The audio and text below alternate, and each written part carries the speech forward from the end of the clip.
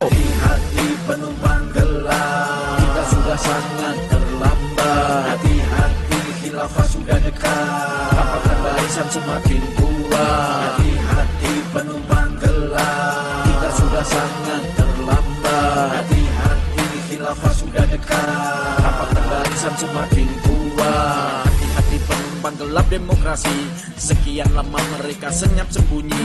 Gerilya sebarkan paham kaderisasi, beranak pinak mengembangkan diri.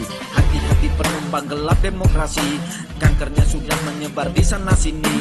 Gerogoti nasionalisme bangsa ini, hingga suatu saat mengangkatnya demokrasi. Hati-hati penumpang gelap demokrasi, kini mulai berani menampakkan diri. Kibarkan bendera khilafah di bumi pertiwi, mengancam NKRI.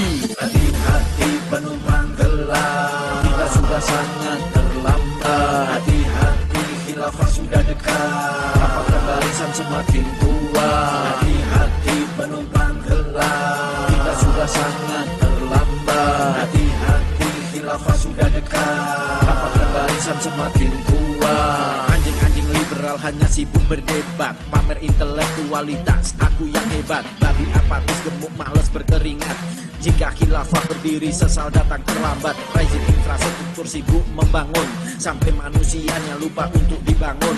Revolusi tak ada gaung, paham radikal harus segera dibendung.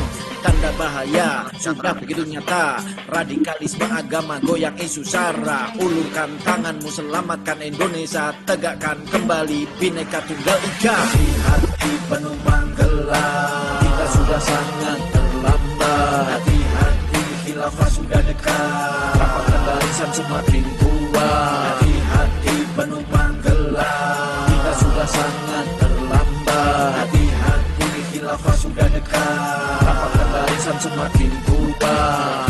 Yo, demikian Web News episode ke-12 kali ini. Semoga bermanfaat dan memperluas wawasan Anda. Paham khilafah sudah menyebar di berbagai sendi kehidupan di Indonesia. Bahkan sudah masuk ke sekolah-sekolah dan instansi-instansi. Kita pantas berterima kasih bahwa ada Nahdlatul Ulama atau NU yang setia mengawal NKRI dan berupaya menghadang paham yang bertentangan dengan demokrasi di Indonesia tersebut. Namun di sisi lain itu sesungguhnya sangat ironis karena mereka seperti sendirian dan...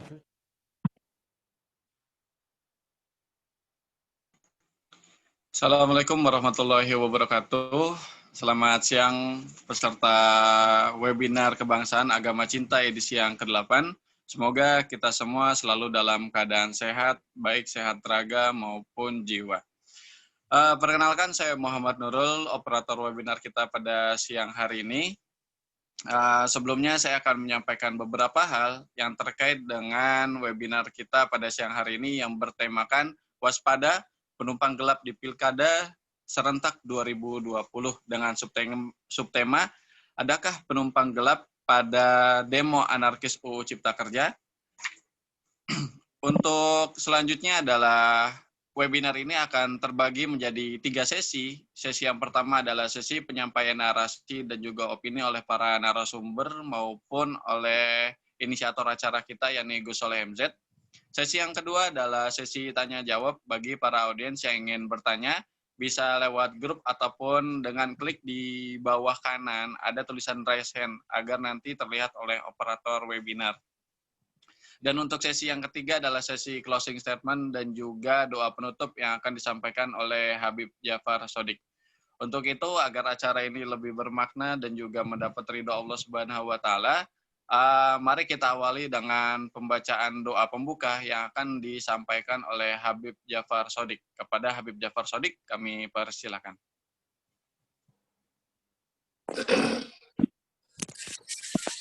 Assalamualaikum warahmatullahi wabarakatuh. Waalaikumsalam warahmatullahi wabarakatuh. Salam sejahtera, Om Swastiastu, Namo Buddhaya, Rahayu untuk kita semuanya. Sebelum kita memasuki acara webinar ini, mari bersama-sama menyatukan cita dan cinta dalam jiwa kita, menyatukan jiwa kita kepada Sang Maha Cinta, dengan apapun kita menyebutnya sesuai dengan keyakinan masing-masing. Mari dengan sepenuh rasa yang dalam kita panggil Sang Maha Cinta agar menjaga negeri ini dari huru-hara, agar api kebencian yang ada di dalam jiwa kita, di dalam diri generasi kita terpadamkan oleh cahaya cinta Sang Maha Cinta. Sebelumnya, negeri ini diperjuangkan oleh para pejuang, apapun suku dan bangsanya. Mari kita sama-sama sebelum saya berdoa, mari sama-sama mengheningkan cipta. Bagi yang muslim mengirimkan Fatihah untuk para pejuang bangsa negeri kita ini. Mengheningkan cipta, Al-Fatihah, mulai.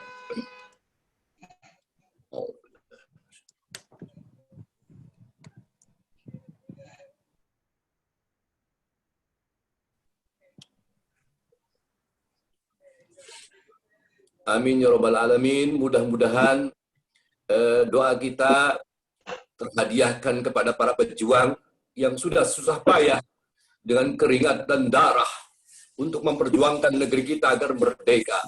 Dan kita sebagai cucu-cucunya berhak untuk memperjuangkan kemerdekaan ini dengan mengisi dengan gerak yang penuh arti.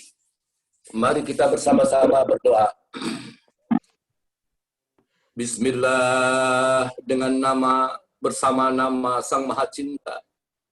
Duhai Sang Maha Cinta, satukanlah jiwa-jiwa kami dengan cinta, agar cahaya cintamu masuk ke dalam jiwa kami, jiwa hamba-hambamu yang senantiasa terbata-bata dalam mengeja ujian-ujianmu.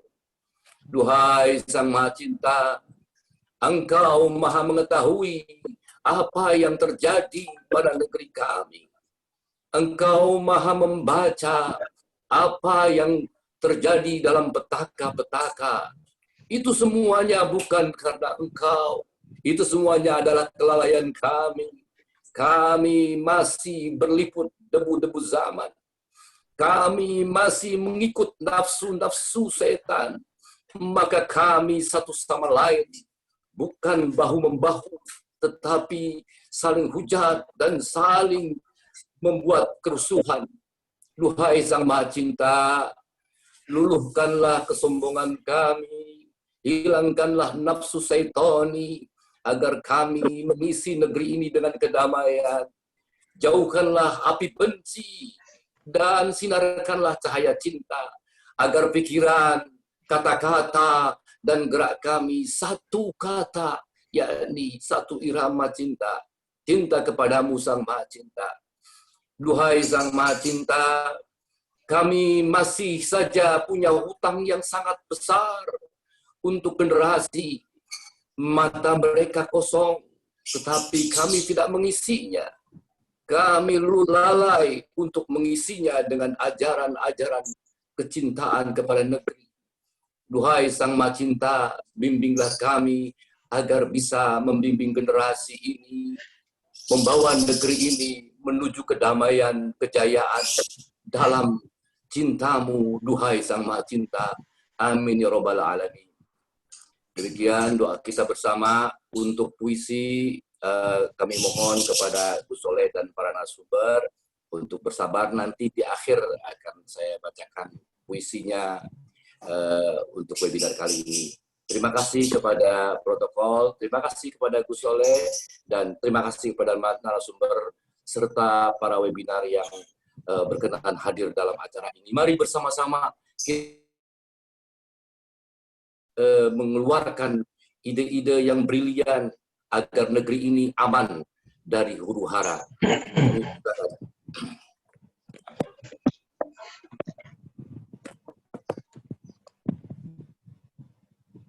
Ya, protokol silakan. Oke. Ya, terima kasih banyak kepada Habib Jafar Shodiq yang telah memimpin doa pembuka webinar kita pada siang hari ini. Semoga doa pembuka tersebut dijabah oleh Tuhan kita semua. Amin ya rabbal alamin. Tanpa berpanjang kalam, langsung saja kita ke acara selanjutnya, yaitu penyampaian gagasan yang akan disampaikan oleh inisiator acara webinar kita, yakni Gus Soleh MZ. Kepada Gus Soleh MZ kami persilakan. Assalamualaikum warahmatullahi wabarakatuh. Waalaikumsalam. Selamat sore, salam Pancasila, salam Bhinneka Tunggal Ika, salam NKRI Merdeka. Alhamdulillah, dengan memanjatkan puja-puji syukur kehadirat Tuhan Yang Maha Esa, pada hari ini, yaitu kita sama-sama berkumpul di acara webinar edisi Cinta yang ke-8, yang mana acara ini bekerja sama dengan DPK, Jamaah Pengajian Kebangsaan, dan juga P3S, Political and Public Policy Studies. Bapak-bapak, ibu-ibu, saudara-saudari, para peserta webinar yang kami cinta sayangi. Di sini mungkin kami tidak berpanjang kalam, karena di sini hadir para tokoh, para pakar yang sangat luar biasa, yang akan menyampaikan pemaparan materinya kepada kita semuanya.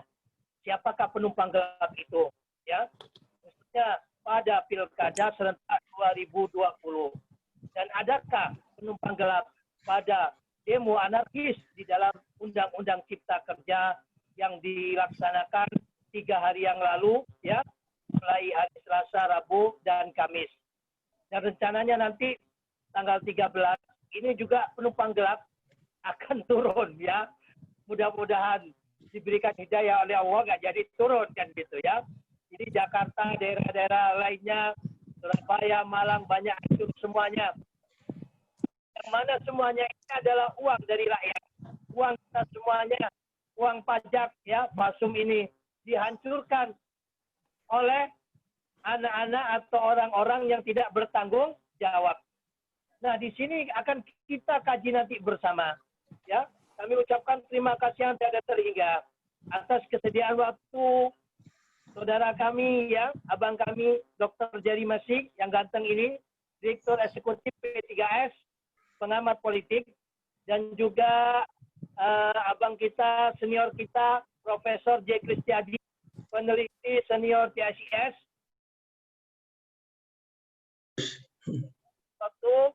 Terlebih dahulu, sebab beliaunya jam 5 ada acara yang lainnya. Terus kepada bunda kita, Bu Titi Anggraini, Dewan Pembina Perludem, aktivis pengamat pemilu dan demokrasi. Dan juga hadir di hadapan kita Dr. Panggi Sarwi Caniago, analisis politik, dan Dr. Ermus Sehombing, pakar komunikasi politik UPH, serta Bapak Herman, mantan Ketum GFNI, serta saudara saya Ken Setiawan, ini ex-radikalis NI, alhamdulillah sudah bertobat secara kebangsaan dan menjadi mendirikan NI Crisis Center, aktif ya sekali untuk pencegahan paham radikalisme di Indonesia. Dan acara ini akan dimoderatori oleh saudara Freddy Moses Ulemlem. Bapak-bapak, ibu-ibu sekalian, peserta webinar yang kami cinta sayangi. Penumpang gelap atau biasa yang disebut dengan rider, free rider, dalam konsepsi pemilu serentak ini sangat bahaya. Ya, ingat, mereka ini adalah kelompok ideologis. Mereka selalu senantiasa mencari celah. Ingat, mereka tidak hendak membesarkan partai. Ya, meskipun mereka ada berkumpul di salah satu partai yang mungkin Gus tidak sebutkan. Tetapi tujuan mereka bukan membesarkan partai, karena sesungguhnya mereka hanya berkamuflase saja atau tazkiyah di dalam partai tersebut. Karena hakikatnya mereka tidak menghendaki adanya demokrasi. Yang mereka harapkan adalah sistem khilafah. Mereka masuk melalui ya di pilkada ini, kira-kira calon-calon yang sekiranya kemenangannya itu ada. Mereka masuk ada di sana. Nah, setelah mereka masuk dan ada di sana, mau tidak mau, ya kan, pemimpin daerah tersebut itu kan sungkan, kata orang Jawa, segan, ya kan, untuk apabila mereka mengembangkan sayap daripada paham atau isme mereka untuk dicegah ataupun dihentikan secara frontal. Maka dari itu mereka masuk kepada berbagai sendi yang ada. Terus yang kedua, mereka bisa jadi untuk menimbulkan suatu bentuk huru hara pada kesempatan yang ada. Sebab selama Indonesia ini adem, ayem, kondusif. Mereka sulit ya untuk mengubah Pancasila dengan sistem transnasional ataupun negara agama yang bertopengkan dengan agama Islam ini. Maka dari itu, berbagai kesempatan, baik di dalam demo-demo yang ada, seperti di Undang-Undang Cipta Kerja kemarin, ataupun di dalam pilkada ini 270, lebih daripada separuh pilkada se-Indonesia. Maka dari itu, kami minta kepada semua peserta webinar ya, dan juga pejabat negara pemangku jabatan ini, mudah-mudahan apa yang di dalam webinar ini yang disampaikan para narasumber yang luar biasa ini bisa dijadikan kebijakan. Mudah dicatat, ditulis oleh Tuhan Yang Maha Esa sebagai amal bakti kita di dalam membangun serta mengisi negara Indonesia ini.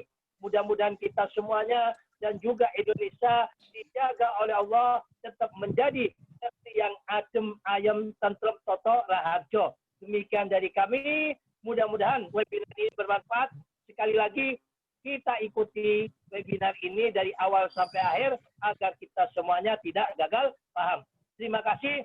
Salam NKRI, Pancasila, NKRI, harga mati, tumpah sampai habis, penumpang gelap. Merdeka! Merdeka. Merdeka. Ya, Waalaikumsalam warahmatullahi wabarakatuh. Terima kasih kepada Gus Soleh yang telah memaparkan tentang acara kita pada siang hari ini. Untuk selanjutnya adalah pemaparan oleh para narasumber yang akan dipimpin dan juga dipandu oleh moderator kita, yaitu Bapak Freddy. Pada Bapak Freddy kami persilakan. Baik, terima kasih. Assalamualaikum warahmatullahi wabarakatuh. Waalaikumsalam Salam sejahtera bagi kita semua. Shalom, Om Swastiastu, Namo Buddhaya, dan salam kebajikan. Gus Soleh yang kami hormati, rekan-rekan penyelenggara webinar, dan tentunya Bapak Ibu para narasumber yang kami muliakan. Terima kasih sudah menyempatkan waktu untuk ada bersama-sama dengan kami mengikuti dan memberikan materi dengan tema waspada penumpang gelap di Pilkada Serentak 2020 dan subtemanya adalah adakah penumpang gelap pada demo anarkis Undang-Undang Cipta Kerja. Tentunya dalam pemaparan materi ini ada kurang lebih 7 kalau tidak salah narasumber yang pada kesempatan ini akan menyampaikan materi yang tidak jauh dari tema kita pada webinar hari ini. Dan sedikit saya kutip dari apa yang disampaikan oleh Gus Soleh dalam pengantar mengawali kita dalam webinar hari ini, bahwa yang dimaksudkan dengan penumpang gelap adalah orang-orang atau kelompok-kelompok yang ingin menghancurkan NKRI menyusup masuk di dalam pilkada di berbagai daerah yang ada di Indonesia. Dan karena itu tidak membuang waktu, karena tadi juga saya dengar dari Gus Soleh mengingat waktu ada agenda juga yang nanti akan dilaksanakan oleh Profesor J. Kristiadi, maka saya mengundang dengan hormat Pak Prof untuk memulai dengan menyampaikan materinya. Silakan Prof. Terima kasih Mas Moderator. Gus Soleh, terima kasih juga tausiahnya Gus. Luar biasa. Terima kasih juga doanya. Saya memang tidak sempat menyusun apa itu semacam presentasi, tapi saya tadi mengirimkan makalah yang untuk background apa yang saya bicarakan sekarang ini. Saya tidak akan menyebut secara spesifik siapa itu penumpang gelap. Tapi dalam pendapat saya bahwa setiap keputusan politik selalu ada potensi penumpang gelap. Kenapa? Karena di dalam putusan politik itu adalah berbagai macam kepentingan campur-campur yang bermacam-macam. Ada yang mulia, setengah mulia, ada yang merusak dan sebagainya. Itu terjadi secara universal, ya, secara universal. Dan oleh karena itu sebetulnya yang namanya penumpang gelap tidak hanya di pilkada. Di tempat-tempat ada keputusan politik, selalu ada potensi penumpang gelapnya. Karena gimana sih atau sebelumnya begini. Penumpang gelap itu ada yang mudah dilihat.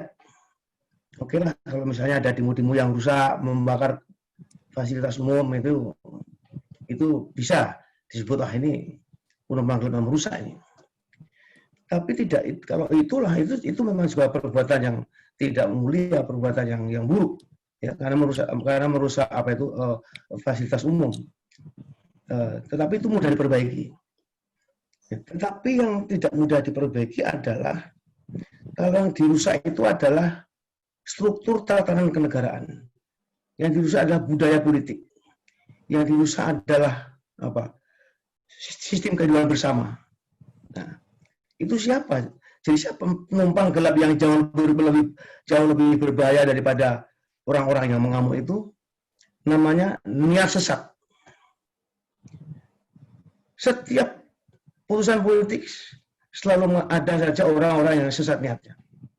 Sesat karena dia tidak tahu, atau sesat dengan sengaja menyesatkan suatu aturan supaya menguntungkan dirinya. Ini sebetulnya sudah terjadi. Ya. Penumpang gelap yang membuat namanya undang-undang pemilu, undang-undang pilkada. Dan sebetulnya kalau undang-undang pilkada, dia harus ngomong undang-undang untuk apa desentralisasi otonomi daerah seperti itu. Ini aturan ini kacau balau, ya, aturan ini kacau balau. Dan yang kita lihat sekarang akibatnya, bagaimana akibat kekacau balauan regulasi-regulasi yang memang ada ketumpangan daripada niat-niat sesat karena tidak tahu atau sesat karena sengaja. Dan sekarang ini yang beberapa kali saya sampaikan adalah bahwa perangkat regulasi dari aturan-aturan mengenai kepemiluan, pilkada, desentralisasi itu memang begitu luas. Karena apa? Karena tadi kesusupan penumpang gelap dalam arti apa niat yang sesat itu. Nah, ini bagaimana sih lalu? Bagaimana mengatasi seperti itu? Mengatasi seperti itu tidak ada obat yang mujarab dan seperti apa lampu Aladin bisa merubah. Tidak bisa. Karena apa? Karena kita ini sudah terlanjur, Bapak-bapak dan Ibu sekalian, bahwa di dalam sistem kehidupan demokrasi kita sekarang ini, yang namanya suara rakyat itu hanya betul-betul agregat angka mati. Angka mati aja. Oh, partai A bisa dapat sekian, partai B sekian. Itu angka mati saja. Angka mati. Ya. Nah, ini harus pemahaman itu harus dibenahi. Karena apa? Karena di politik ada yang disebut voice, itu suara, dan noise, itu yang bising aja, teriak-teriak, tidak karuan dan sebagainya. Nah, pada suara itu adalah sesuatu apa? Dikatakan oleh orang namanya Albert Hirschman ini. Voice is political action par excellence. Suara adalah manifestasi dari aksi politik yang sangat penting dan bermakna. Nah, jadi kita sudah terlanjur bahwa sekarang ini kalau orang maju kepala daerah ya sudah, yang dihitung menangnya saja. Tapi dia kebanyakan para kepala daerah yang bisa terpilih ini tidak yakin betul bahwa suara itu adalah kolektivitas daripada harapan orang, kolektivitas daripada impian orang mau hidup lebih baik dan sebagainya. Tidak ada, angka saja sudah, ya kan? Nah, kemudian tentu merembetnya banyak sekali harus begitu. Apa merembetnya misalnya? Misalnya itu membangun politik oligarki, gitu. Politik uang menjadi instrumen utama di dalam membangun kekuasaan. Nah, oleh karena itu sebetulnya ini tidak bisa kita atasi secara ad hoc, ya, dan secara parsial. Ini memerlukan pendidikan. Pendidikan apa? Pendidikan mengenai namanya civic competence. Itu kompetensi berwarga negara. Karena apa? Kalau tidak ada pendidikan civic kompetensi dan rakyat tidak bisa tidak ada kompetensi keterampilan untuk berwarga negara, ini kemudian menjadi kasus balau. Apa kasus balaunya? Karena orang-orang yang bersuara yang sudah tidak tahu artinya isunya apa, pokoknya secara a priori dia lawan. Saya masih ingat waktu masih muda-muda dulu ada adik-adik misalnya demo-demo itu ya kan mengenai yang anti difungsi, tapi ditanya apa sih difungsi itu, Nek? Wah, tidak tahu juga. Seperti demo beberapa kali yang kita alami, nggak tahu ini gini. Nah, jadi suara itu dibedakan antara suara apa itu voice dan noise, kebisingan. Sebab tanpa adanya pendidikan itu tidak akan ada tidak bisa warga negara itu mempunyai kompetensi untuk berwarga negara. Nggak ngerti seperti apa.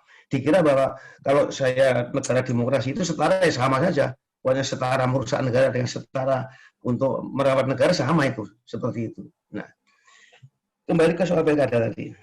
Sebetulnya pintu masuk ini sudah ada. Pintu masuk bahwa untuk mengurangi, memitigasi penumpang gelap ini. Yaitu apa? Yaitu konsep yang jelas. Konsep yang jelas mengenai masalah-masalah tidak cuma pilkadanya, tapi juga mengenai desentralisasinya. Karena kalau pilkada itu kan untuk urusan proses politiknya. Tapi kalau pemerintahan daerah itu bagaimana mengelola kekuasaan negara. Nah, ini sebetulnya sudah dibicarakan. Saya dengar sendiri kalau Pak Mendagri sudah mengatakan, kita jangan pemilu bareng-bareng seperti inilah. Kita kaji lagi yang mengenai pemilu yang tidak seragam, juga desentralisasi yang tidak seragam seperti itu. Tapi karena tidak ada pendidikan kewarganegaraan yang membuat warga negara itu menjadi kompeten untuk berwarga negara, itu pikiran-pikiran yang sebetulnya sangat bermutu ya untuk bisa ke depan mengurangi tekanan daripada penumpang gelap itu tidak diomongan lagi sekarang ini, sudah lupa perdebatannya menjadi tidak juntrung gitu. Perdebatan lanjut apa tidak ya atau segala macam lah, tapi tidak menyentuh substansinya.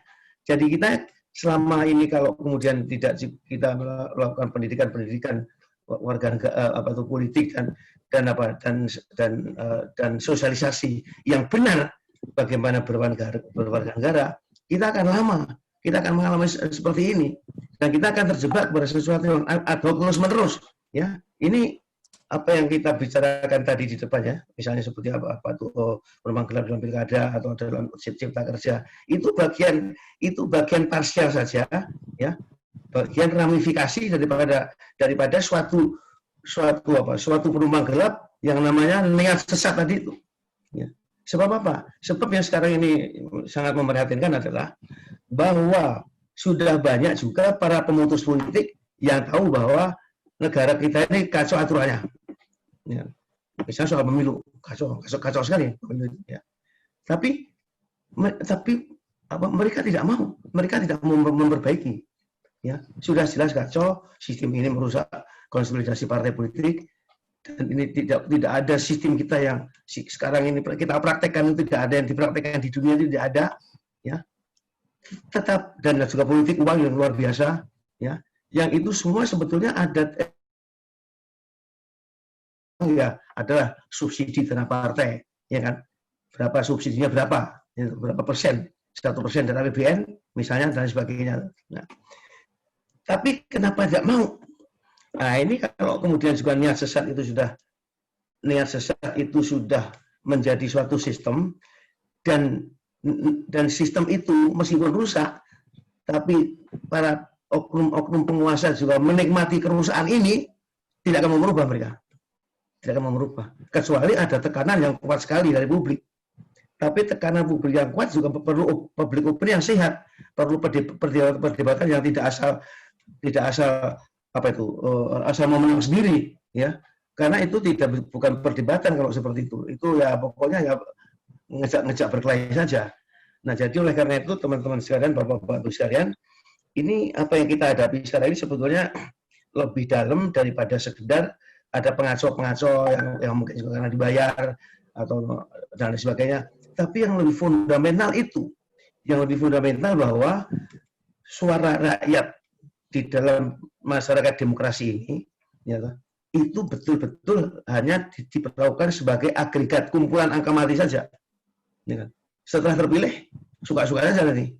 Gitu. Apa dealnya dengan kekuatan politik yang lain, terserah aja. Kita tidak pernah diberitahu, ya kan? Saya tidak pernah jelas tuh apa maksudnya segala macam regulasi ini.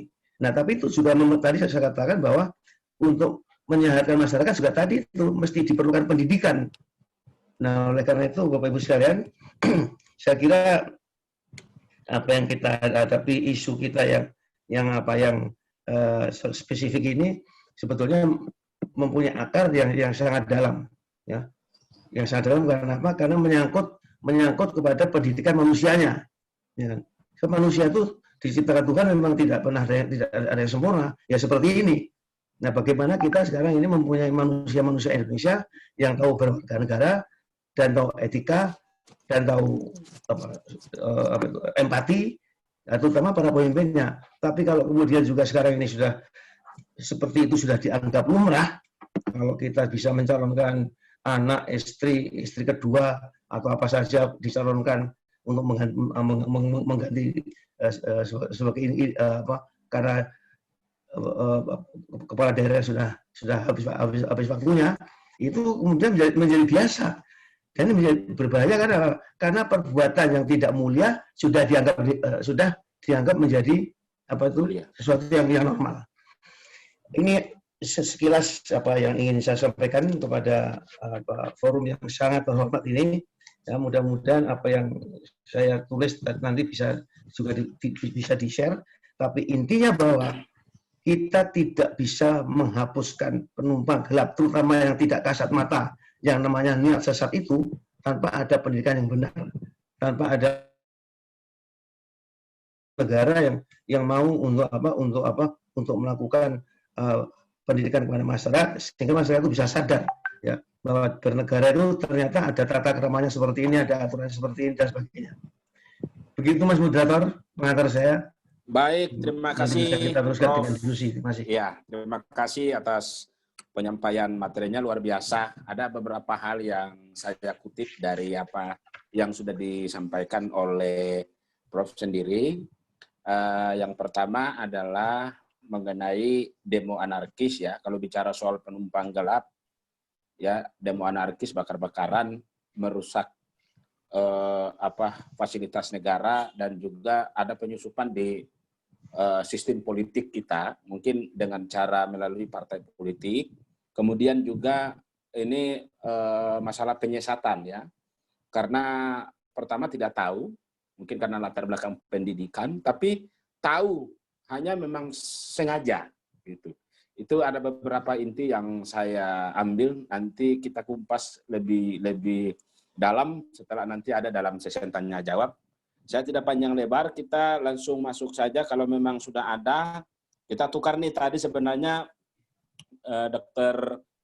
Jamie Messi, tapi karena memang Prof ini saya dahulukan, saya balik aja. Jadi nomor 2, saya silakan Dr. Jamie Messi, Direktur Eksekutif P3S Pengamat Politik. Disilakan. Mohon maaf kalau salah sebut nama nih. Baik, terima kasih buat Bung Moderator. Jerry Messi ya. Kadang-kadang orang bilang, wah, Lionel Messi saudaranya, bukan. Oke, buat abang saya Mas Gus, juga buat teman-teman ya, agama cinta yang selalu mencintai agama. Yang saya boleh istilahkan itu seorang yang soleha, ya kan, beramal, bersikir, ya kan, taufik dan hidayah. Nah, dalam hal ini juga buat Prof Kristiadi tadi, sahabat baik saya, senior saya, ya, yang sudah memaparkan pemikirannya yang luar biasa. Nah, di kesempatan yang sangat indah ini, saya langsung aja to the point karena kan topiknya itu kan penumpang gelap ya. Setiap pilkada itu ada penumpang yang menumpangi, baik itu nggak tahu sepeda, ada mobil, ada kereta, dan sebagainya. Nah, mereka melakukan sebuah konspirasi, bahkan melakukan sebuah tindakan-tindakan tidak bermoral bagi saya. Kenapa? Karena mengganggu, merusak jalannya pesta demokrasi. Nah, pada tahun 55 itu ada 100 lebih ya partai yang berjibaku. Nah, saya ingat waktu itu pemenang pertama itu kan PNI dengan 57 kursi. Ya, kedua itu Masyumi. Nah, itu Masyumi itu wilayah Jawa Barat. Memang barangkali menangnya di sana ya, Sumatera Barat barangkali juga. Ya. Nah, terus yang ketiga, jadi pemenangnya itu ada itu Masyumi dan NU berada di posisi ketiga kala itu dengan 45 kursi. Jadi 57 kursi PNI dengan Masyumi. Nah, terus berjalannya waktu, kita udah mengalami beberapa kali RUU, terus kita mengalami perubahan-perubahan yang cukup signifikan untuk masalah undang-undang. Nah, saya ingat 2015, seingat saya waktu itu Undang-Undang 8 2015 sebelum diketok, sebelum disahkan, itu lucunya 2 kali revisi. Nah, itu mungkin negara kita rada-rada aneh bin ajaib sedikit ya, karena kan belum digunakan udah direvisi. Nah, bagaimana? Tapi itu mungkin catatan-catatan kita ke depan agar undang-undang itu dibikin itu bukan hanya sepihak. Undang-undang itu dibikin itu contohnya dalam undang-undang pemilu. Kan ada 10 2016 kemarin, baru 7 2017. Nah, saya mau sekali itu Indonesia itu kalau amandemen ya, kalau Amerika kan punya sistem amandemen. Nah, amandemen ini dia kokoh gitu loh. Kita punya undang-undang dasar 45. Nah, saya inginkan dan kita barangkali semua inginkan juga undang-undang itu jangan setiap kali ganti presiden. Contohnya berikut ya kan. Barangkali kalau Gus Dur mencalonkan jadi presiden ya, Gus Soleh ya, contohnya jadi presiden. Dirubah lagi undang-undangnya. Nah, ini lagi kan. Jadi kita kebingungan, terlalu banyak judicial preview ke MK. Setiap saat, setiap momen kita judicial. Kita habis anggaran kita, dana kita, waktu kita, tenaga kita di judicial review ke MK, undang-undangnya. Nah, ini berkaca dari waktu pilkada serentak dimulai. Nah, pada beberapa tahun yang lalu. Nah, ini kalau saat ini kan sudah katakan tadi bahwa 270 istilahnya daerah ya yang ikut pilkada, ada 23 calon petahana. Jadi sekali lagi 23 calon petahana yang akan bertarung di Sulawesi Utara juga kan, itu Pak Oli Nur Kamil petahana tuh bertarung di pilkada serentak. Nah, pada beberapa waktu yang lalu itu 2015 itu kan ketika dimulainya itu ada beberapa peserta, sudah ada 170. Baru 2017 ada kurang lebih 101 ya, dan 171 2017. Nah, 18 sorry. Dan 2020 ini 270. Sekali lagi ada 270 peserta, kota 224. Dan 37 tadi kabupaten 224 dan kota itu ada 37 ya. Dan provinsi. Kalau pada awalnya sebelum pilkada serentak dilakukan ada 8 provinsi yang bertarung. Nah, sebetulnya bagi saya ini bukan hanya pertarungan antar parpol, antar jargon-jargon platform. Dengan saya ingat waktu ketika Obama dulu dia naik, dia dengan platformnya, jargonnya itu change we need, kita butuh perubahan. Nah, ketika Trump juga make America great again. Nah, Pak Jokowi juga lalu itu dengan kerja itu membuahkan hasil ya, jadi presiden. Nah, setiap kontestan punya namanya itu kan visi misi, Nah, tapi kadang-kadang visi misinya udah bagus, tetapi di belakang ini ada bukan lagi cuma penunggang gelap yang berusaha masuk lewat jalur-jalur yang namanya itu agama. Nah, agama dipolitisasi sehingga itu kesakralan sebuah agama itu hilang sakralnya. Kenapa? Karena dengan membawa maaf kata ya, dengan kayak di Kristen ya kan, Tuhan Yesus juga ada Rasul, ada Nabi Muhammad contohnya yang disembah oleh teman-teman kaum muslimin. Nah, ini dibawa, kitab suci pun dibawa. Kitab suci ini bukan dipropagandakan ayat-ayatnya, bukan dipolitisasi ayat-ayatnya, ingat. Tetapi ada yang menyusup, membuat sebuah paradigma baru bahwa ini kan kelompok-kelompok ada kan, kelompok abangan. Jadi mereka itu bisa masuk ke bawah dengan sebuah, boleh katakan itu politik underground, politik bawah tanah. Ada hasutan-hasutan gitu loh. Nah, itu jangan sampai terjadi pada pesta pilkada serentak 2020 nanti bulan Desember. Nah, ini perlu diantisipasi. Kemarin juga saya berbicara ya dengan dari KPU, webinar kemarin, KPU sama Bawaslu di KPP. Saya bilang di dalam setiap setiap pilkada itu isu SARA itu menjadi yang terpenting. Nah, kedua, menjadi terpenting itu kelompok yang tidak bertanggung jawab, yang merusak sistem daripada demokrasi itu sendiri, atau pemilu bahkan pilkada, mereka mencoba dengan gaya-gaya hoax. Ya, toh. Nah, contohnya calon bupati ini pernah selingkuh, si A. Si B pernah korupsi. Nah, ini bahasa kerennya itu adalah pembunuhan karakter atau karakter assassination. Itu orang itu langsung diintimidasi. Nah, itu gaya-gaya daripada penumpang gelap, mengintimidasi lawannya dengan cara-cara yang haram, bukan halal. Nah, ini yang sangat berbahaya di negara kita ini. Atau sebetulnya bagi saya bukan gara-gara wah partai A hebat, partai B hebat. Enggak. Tapi sebetulnya menciptakan pemimpin yang benar-benar qualified, benar-benar berkualitas, bermoral, atau pemimpin yang benar-benar cinta rakyat gitu loh. Kalau cuma sekedar pemimpin panggung itu kan banyak gitu loh. Leader on the stage itu cuma sekedar dia berada pada panggung, duduk di kursi.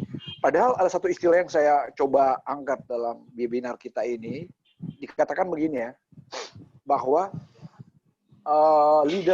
leadership is not a position. Nah, sekali lagi coba, kepemimpinan, pemimpin itu bukanlah posisi. Ingat, leadership is not a position, but is an action. Nah, ini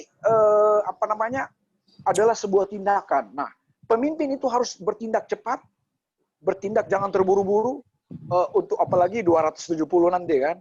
Nah, masyarakat akan melihat, akan menentukan siapa jagoan-jagoan mereka. Saya perlu ingatkan juga, barangkali ada calon-calon yang ikut webinar ini, atau teman-teman kita bisa sampaikan, ingat, majulah dengan martabat, majulah dengan hati nurani, majulah dengan apa? Membuat Indonesia lebih baik. Indonesia lebih baik, kabupaten dan kota, gitu, provinsi, gitu. Jangan dalam benak dari setiap pemimpin ini adalah corruption, ya, karena dekat dengan korupsi kan. Nah, banyak pejabat ditangkap oleh KPK gara-gara korupsi. Nah, ini bahaya. Atau jangan-jangan si calon ini bukan pendukungnya yang penumpang gelap, dia sendiri yang jadi penumpang gelap. Nah, ini yang lebih parah lagi, lebih dramatis ya. Ini saya coba underline, saya coba garis bawahi bahwa kita generasi yang dipercayakan di bangsa ini untuk menjadi generasi pembaharuan. Ya, itu. Kita coba sebisa kita. Saya salut dengan Mas Gus ya, walaupun dalam keterbatasan apapun, tapi beliau berjuang gitu untuk bangsa. Karena beliau cinta negara NKRI gitu, untuk bangsa ini. Saya sering diskusi ya, Mas. Sering kita teleponan. Saya bilang ini luar biasa. Tokoh-tokoh ini salah satu tokoh-tokoh NU yang paham benar bagaimana mencintai bangsa Indonesia gitu. Nah, Baik. Jadi dalam artian di sini sedikit yang terakhir ini, pertama itu penumpang gelap itu dia lagi membuat sebuah gerakan itu hoax. Contohnya sekarang kan beredar di mana-mana kan, Omnibus Law is hoax. Kedua, pilkada dengan menjatuhkan lawan. Kalau kita mau bahas itu, satu hari itu nggak cukup, apalagi bicara tentang black campaign. Nah ini, penumpang gelap adalah penumpang yang suka dengan kampanye gelap. Namanya kan penumpang gelap, ya, atau black rider, baru free rider, juga apa tadi itu dia, black campaign. Nah, sekali lagi ini nih, jangan ini sampai terjadi, karena kenapa? Waktu kemarin saya desak dan saya dorong, kalau boleh itu kita punya polisi kepemiluan. Penumpang-penumpang gelap ini kan, penumpang gelap yang paling bahaya itu penumpang gelap lewat sembako gitu loh. Untuk dikasih ke orang miskin itu diambil, itu bahaya kan, itu bahaya juga. Kita juga, saya harus keras dalam hal ini. Kenapa? Jangan ambil itu BLT bansos itu diberikan kepada bukan kepada orang miskin, tetapi dipersiapkan itu kepada pemiliknya dia gitu, voters. Ini kan bahaya. Ini kan jadi penumpang gelap juga, ini bukan juga mereka yang terjun peserta pun jadi pelaku penumpang gelap, bukan cuman ini ya, peserta pilkada maksudnya. Jadi buat saya penumpang gelap ini perlu hati-hati dan kita waspada. Ingat Bang Napi kan, waspada, waspada, waspada. Money politik itu akan terjadi nanti, penyerbuan politik beberapa pagi-pagi itu, subuh itu sudah diserang. Kalau dulu ada 11 Maret serangan Fajar, tapi politik itu serangan politik yang paling mematikan, paling bahaya, lebih parah dari COVID Corona itu, ya toh. Nah, jangan kita menjadi sebuah korban. Nah, korban keganasan penumpang gelap lewat money politik, lewat black campaign, lewat minta maaf ya, masuk di masjid-masjid, di gereja-gereja, di pura, di mana itu untuk menyampaikan bukan pesan-pesan provokatif. Provokatif ini bahaya, mengadu domba antar agama. Agama itu adalah cinta kasih gitu.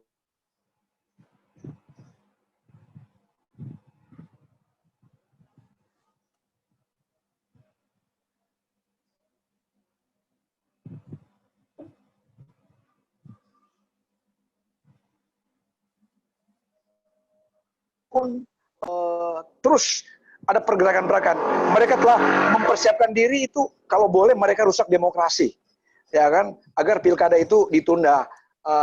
Tapi yang paling sekali itu tetap protokol kesehatan untuk pilkada, karena sekarang ada 60 ya paslon yang udah meninggal, 3 yang meninggal ya paslon, dan 60 itu tertular pada September kemarin COVID-19.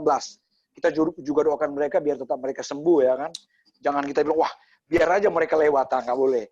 Itu dulu dari saya, Mas Bung Moderator. Terima kasih. Terima kasih. Ya, sudah menyampaikan materinya. Saya menangkap ada 5 poin di sini. Ya.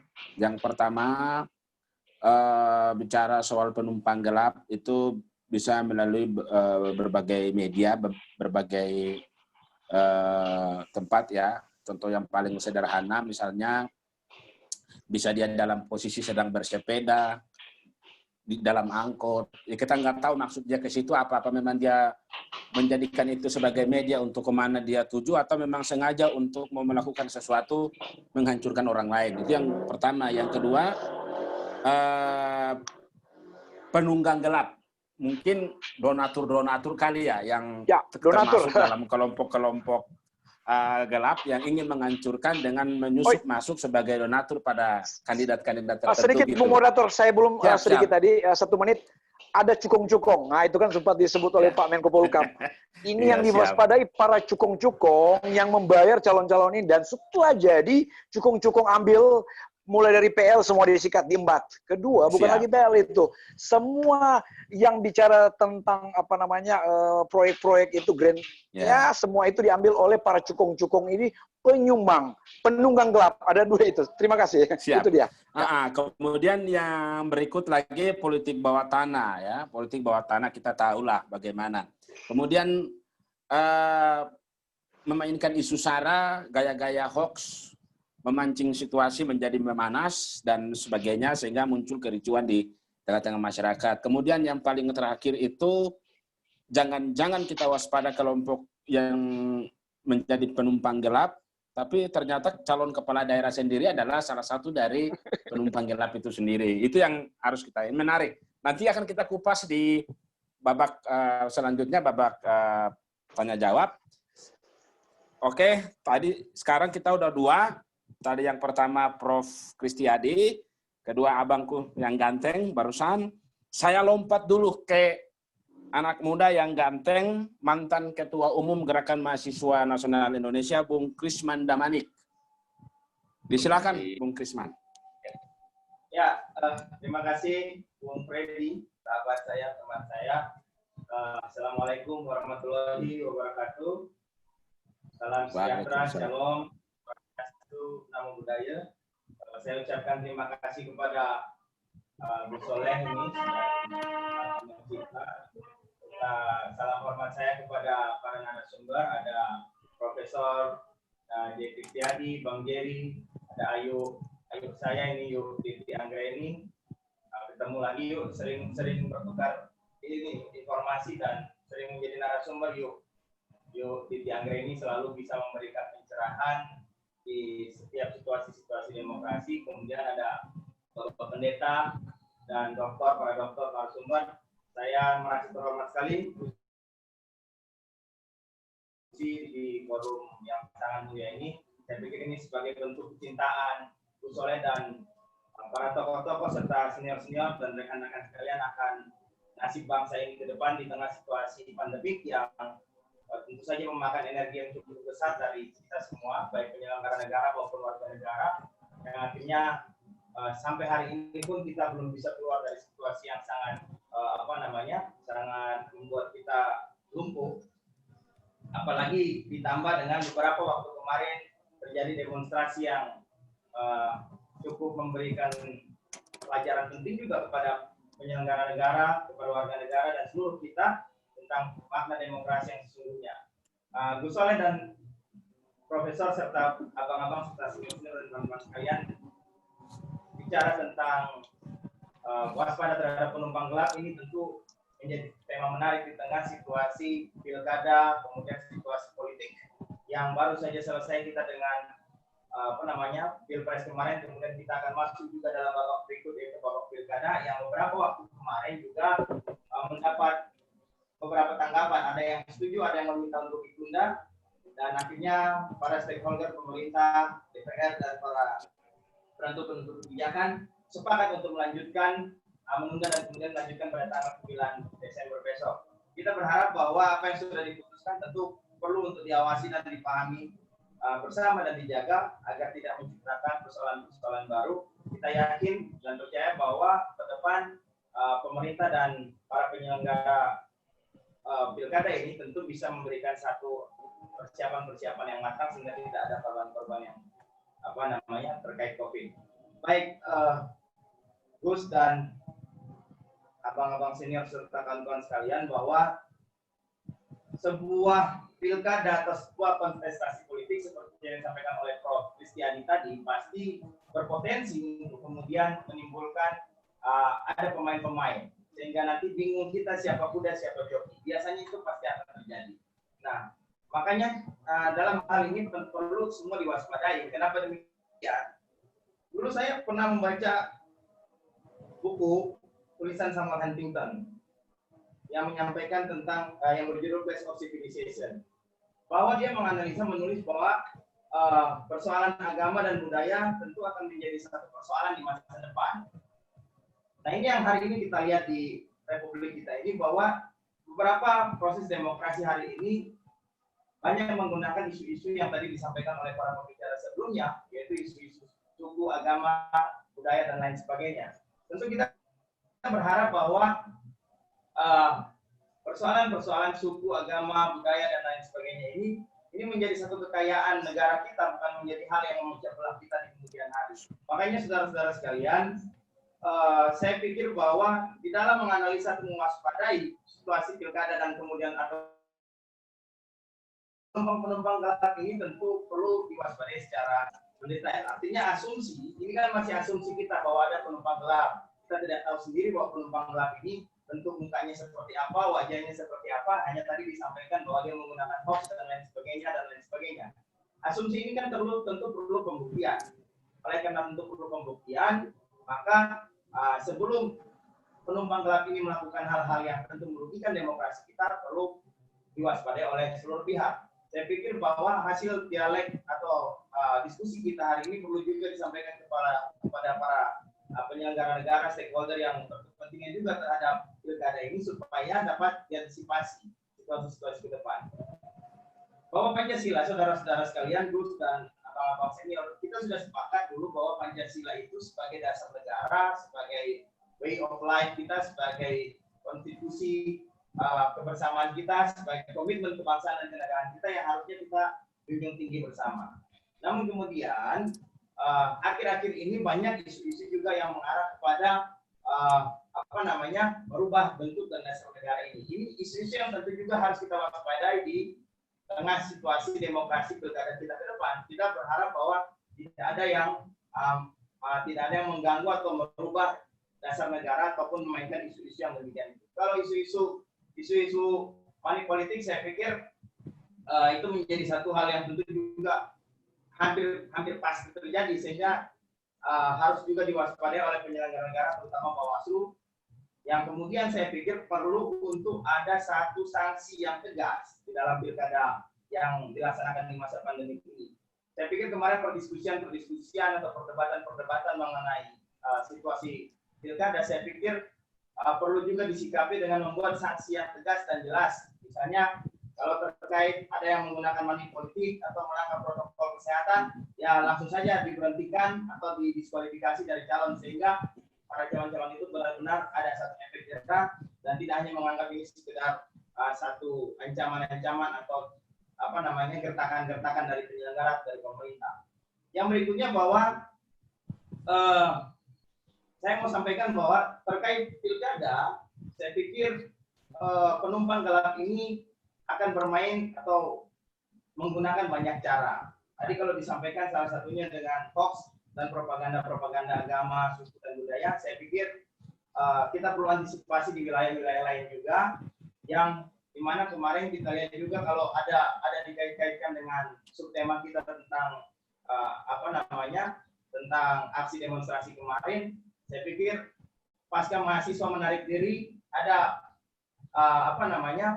kejadian-kejadian yang berdampak pada lari dari satu iklim demokrasi kita, di mana menjelang malam itu kita melihat banyak terjadi tindakan-tindakan anarkis. Saya pikir ini juga harus diantisipasi oleh aparat penegak hukum, kemudian para penyelenggara.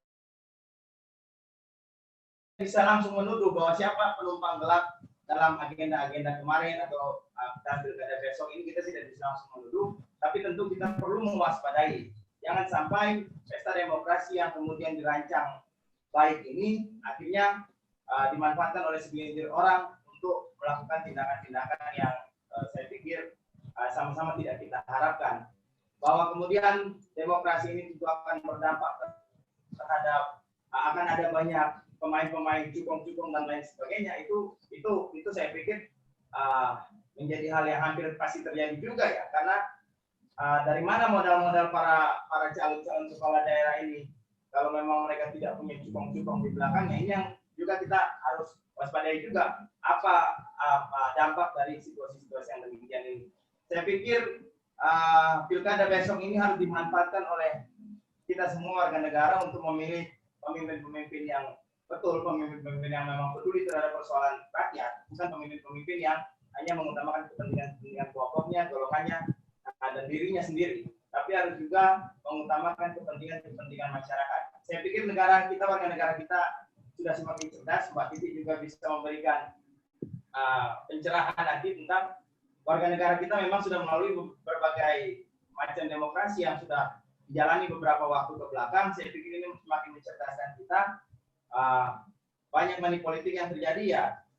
Mudah-mudahan para pemilih besok tidak terpengaruh dengan proses money politik itu, tapi tetap menggunakan hati nurani untuk memilih, sehingga penumpang-penumpang gelap yang tadi kita asumsikan dan kita duga ada itu, target-targetnya tidak bisa tercapai. Semua menahan diri, semua menggunakan ideologi Pancasila kita sebagai dasar yang mempersatukan kita, tidak boleh dipecah belah oleh siapapun, tidak boleh dibenturkan oleh kelompok manapun, tidak boleh dilakukan satu adu domba oleh pihak-pihak yang ingin mengganggu demokrasi dan jalannya negara kesatuan Republik Indonesia.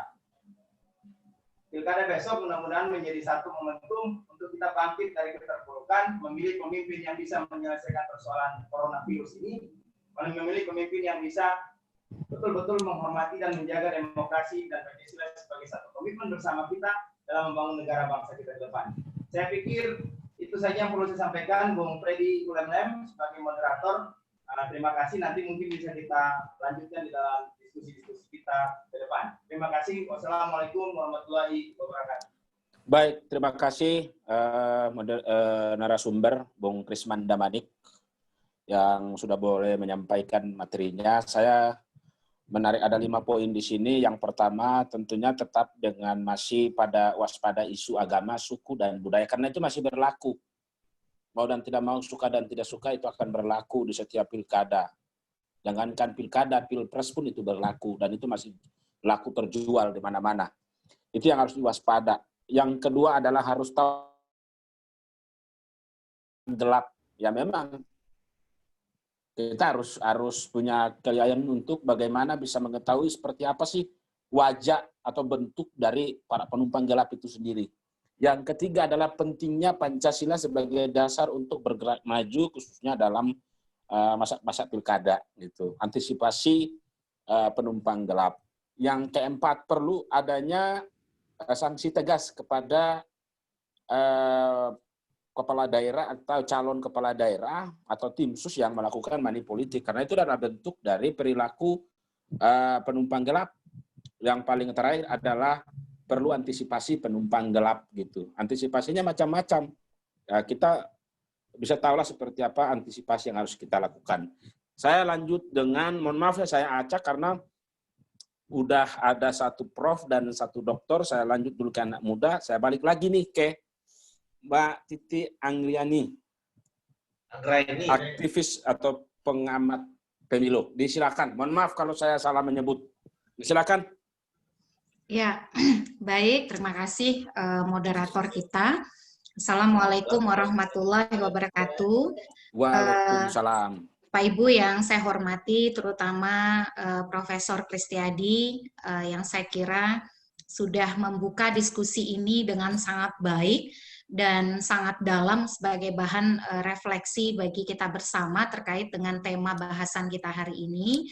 Lalu juga kawan-kawan dari penyelenggara yang sudah mengambil inisiatif untuk mengangkat tema ini, Pak Jerry dan juga Chris tadi yang sudah terlebih dahulu, Gus Soleh, dan sekali lagi Bapak Ibu semua. Semoga kita senantiasa sehat dalam lindungan Tuhan yang Maha Kuasa di tengah situasi Amin. Yang hari ini tentu tidak mudah ya bagi kita semua.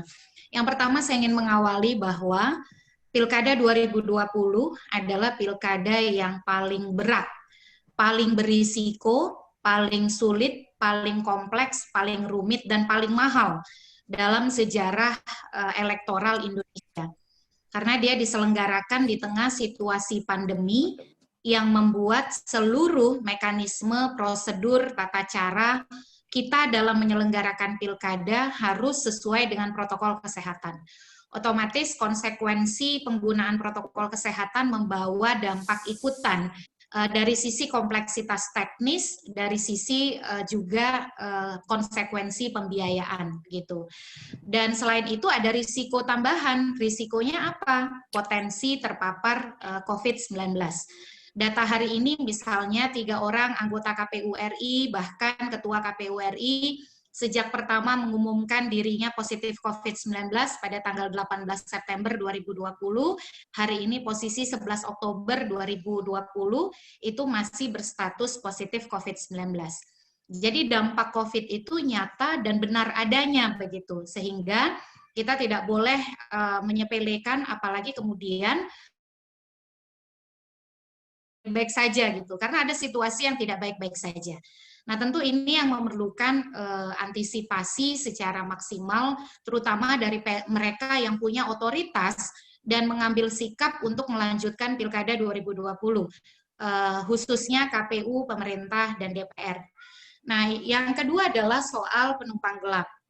Saya kira kalau bicara soal penumpang gelap Pilkada 2020, semua pihak yang orientasinya pada pilkada itu tidak sejalan dengan nilai-nilai demokrasi atau kemudian menggunakan pilkada untuk mencapai tujuan di luar tujuan untuk kepentingan publik, kepentingan demokrasi, ya penumpang gelap pilkada begitu.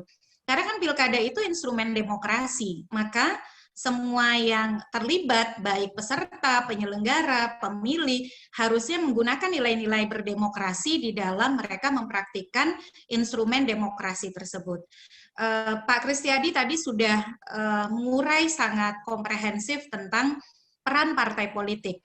Karena meskipun di pilkada misalnya kita punya calon perseorangan, tetapi partai politik adalah perahu yang paling utama yang digunakan oleh para kontestan untuk maju di pilkada.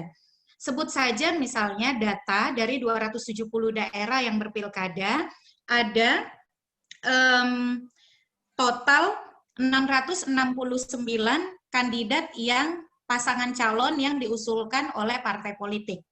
Lalu ada 67 pasangan calon yang dimajukan, yang maju lewat jalur perseorangan. Jadi totalnya ada 736 pasangan calon di Pilkada 2020, 25 pasangan calon untuk pemilihan gubernur, lalu 611 pemilihan bupati, dan 100 untuk pemilihan wali kota. Kalau di breakdown lagi dari data tersebut, ada 141 bupati yang maju kembali, 6 gubernur, 18 wali kota, 25 wakil wali kota, 4 wakil gubernur, dan 130 wakil bupati. Jadi ini adalah lanskap data dan angka Pilkada 2020. Nah, kalau bicara soal bagaimana mengatasi penumpang gelap di Pilkada dari sisi motivasi kontestan dan motivasi atau kepentingan kekuasaan seperti apa yang ingin dia wujudkan, sesungguhnya partai politik adalah penyaring utama untuk memastikan bahwa orang-orang yang dipilih oleh rakyat itu adalah memang mereka yang punya itikat baik untuk membangun daerah dan dalam hal ini membangun Indonesia. Karena tadi ya, dari total 736 pasangan calon, 669 itu maju lewat partai politik. Nah, sehingga kalau partai politiknya memberi karpet merah kepada penumpang gelap, maka yang kita akan dapat di dalam keluaran pilkada itu tentu adalah penumpang gelap. Kalau merujuk kepada International IDEA, Institute for Democracy and Electoral Demokrasi Indonesia hari ini. Yang pertama adalah kita mengaku negara demokrasi, tetapi tingkat korupsi kita sangat tinggi. Kita masih tinggi di dalam hal praktik korupsi. Jadi kita belum bebas dari korupsi. Padahal salah satu elemen dari demokrasi itu adalah anti korupsi, bebas dari korupsi, the absence of corruption, ketiadaan dari korupsi. Tetapi kita masih menghadapi tingkat korupsi yang tinggi. Yang kedua adalah lambatnya upaya untuk mencapai keterwakilan perempuan atau kesetaraan gender. Itu juga menjadi salah satu problem dari demokrasi Indonesia. Dan yang ketiga adalah kemandirian lembaga yudisial yang masih belum maksimal sesuai dengan tujuan yang diharapkan dari sebuah negara demokrasi, yaitu kelembagaan yudisial yang mandiri. Nah, saya kira itu juga menjadi pekerjaan rumah besar kita, bagaimana kemudian pilkada ini mampu menjawab problem-problem demokrasi, yaitu satu, seharusnya pemerintahan yang terwujud adalah pemerintahan yang anti korupsi. Yang kedua adalah pemerintahan yang pro pada keadilan dan kesetaraan gender. Dan yang ketiga tentu yang melahirkan kemandirian dari elemen-elemen kekuasaan yang ada sehingga bisa menjalankan fungsi kontrol satu sama lain.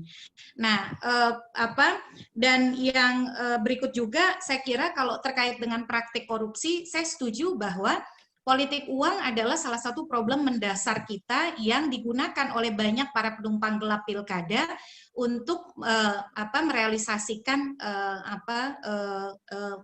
tujuannya ya. Karena di Pilkada 2020 ini, di tengah situasi pandemi yang kita hadapi, salah satu tantangan terbesar yang dihadapi oleh pemilih Indonesia, yaitu kita semakin berat untuk bisa membuat keputusan secara benar. Dan semakin berat untuk bisa membuat keputusan sesuai nilai-nilai demokrasi. Karena kenapa? Satu, ancaman praktik politik uang jauh lebih besar daripada pilkada tidak di situasi pandemi. Karena kenapa? Banyak survei dan juga banyak temuan ilmiah yang menyebutkan di tengah keterpurukan ekonomi masyarakat, maka pragmatisme dan juga sikap oportunis karena keterpurukan ekonomi itu akan memicu kedua belah pihak, baik pemilih ataupun kandidat, lebih permisif pada praktik politik uang. Jadi bagaimana mungkin kita mengharapkan demokrasi kita bisa mencapai tujuan kepemimpinan daerah yang transformatif kalau kemudian ruang-ruang itu nyatanya di tengah situasi ini punya potensi untuk makin terjadi, makin kuatnya praktik politik uang.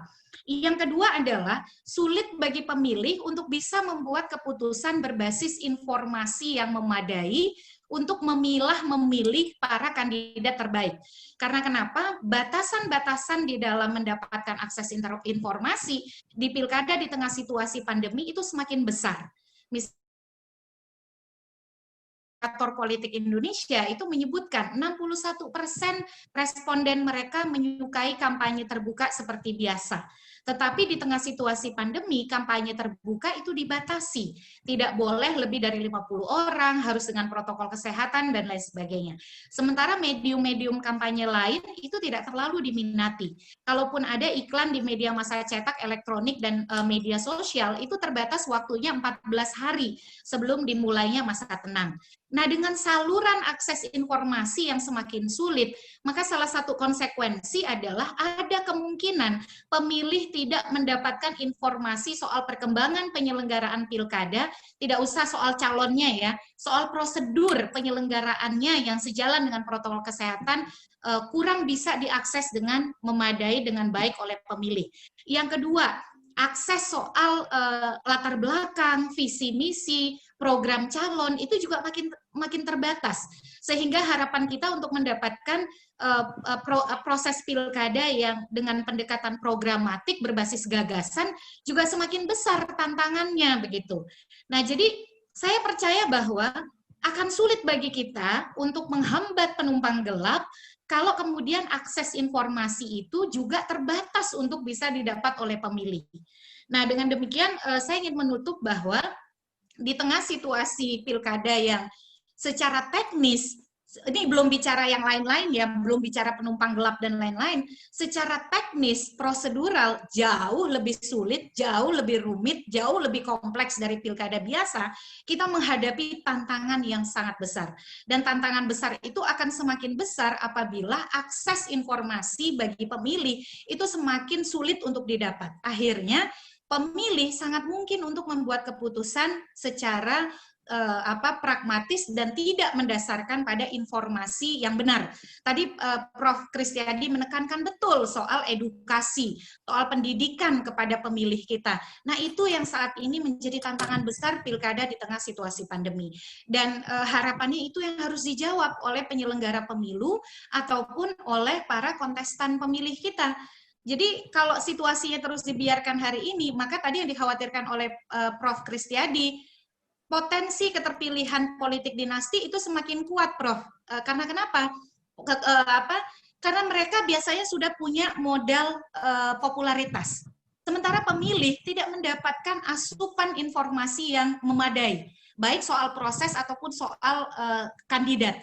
Akhirnya mereka yang punya popularitas, yang notabene politik dinasti adalah orang-orang yang punya popularitas, kan kenapa politik dinasti menjadi pilihan di dalam pilkada kita? Karena dia juga memberi insentif kepada partai politik. Partai politik mendapat insentif dari popularitas yang mereka miliki ataupun modal yang mereka punyai. Jadi sudahlah mereka punya popularitas, yang kedua mereka punya modal, dan yang ketiga secara struktural mereka kita antisipasi bersama, mengedukasi, mendidik, dan menekankan betul soal literasi pada pemilih kita. Politik kekerabatan, politik dinasti akan semakin melenggang dengan gampang, dengan mudah di dalam pilkada di tengah situasi pandemi. Karena saya warga Tangerang Selatan sampai hari ini, kalau saya tidak aktif mencari sendiri, hampir tidak terpapar informasi apapun berkaitan dengan proses penyelenggaraan pilkada yang sedang berjalan hari ini. Tapi kan orang seperti saya tidak banyak yang tidak dijangkau oleh aktor-aktor politik, tapi saya mencari mereka begitu. Nah ini saya kira memerlukan solidaritas kita bersama untuk mengatasi tantangan besar dari Pilkada 2020 yang sudah menjadi keputusan politik dari para pihak yang prioritas. Terima kasih. Assalamualaikum warahmatullahi wabarakatuh.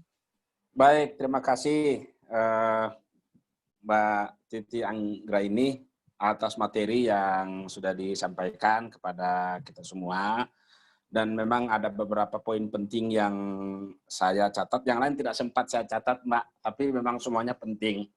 Yang pertama, yang paling utama itu antisipasi secara maksimal. Memang itu perlu, ya, apapun itu, ya, harus antisipasi secara maksimal. Tidak bisa kita lakukan itu semata-mata seperti yang biasanya.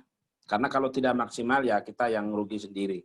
Kemudian yang kedua, antisipasi penumpang gelap sesungguhnya itu harus di-sharing oleh partai politik gitu loh, khususnya bagi mereka-mereka yang maju mengusungkan diri sebagai calon bupati dan calon wali kota, bahkan calon gubernur. Ya memang harus di-sharing oleh partai politik gitu. Tapi memang faktanya partai politik seperti itu, yang penting duitnya masuk, ya udah kelar. Nggak perlu dia Pancasilais atau tidak, orangnya penumpang terang atau gelap. Yang penting memenuhi apa yang menjadi keinginan partai itu. Memang itu harus diantisipasi. Terus kemudian yang kedua, saya mencatat di sini dalam penjelasan juga disinggung mengenai demokrasi. Ya, Indonesia kita ini kan, negara kita ini demokrasi, tapi kita tidak bisa pungkiri bahwa tingkat korupsinya ternyata lebih tinggi. Padahal itu adalah salah satu bagian dari elemen atau bagian dari demokrasi yang harusnya korupsi tidak harus tinggi, tapi itulah fakta negara kita. Kemudian butuh lembaga yudisial yang mandiri. Kemudian yang berikut lagi adalah praktek korupsi menjadi salah satu bagian dari penumpang gelap untuk mencapai tujuan. Itu yang saya catat. Kemudian yang terakhir yang saya catat juga, sulit bagi pemilih untuk mendapatkan akses informasi tentang latar belakang bahkan visi misi dari kandidat calon bupati, wali kota, dan gubernur yang maju di Pilkada serentak tahun 2020.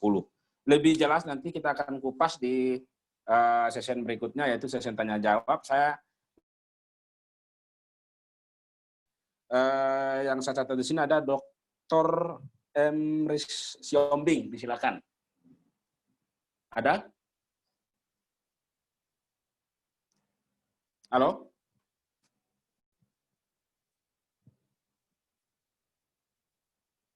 Ada narasumber, Pak Dr. Emrys Siombing, ada? Di sini ada. Ada, disilakan. Ada?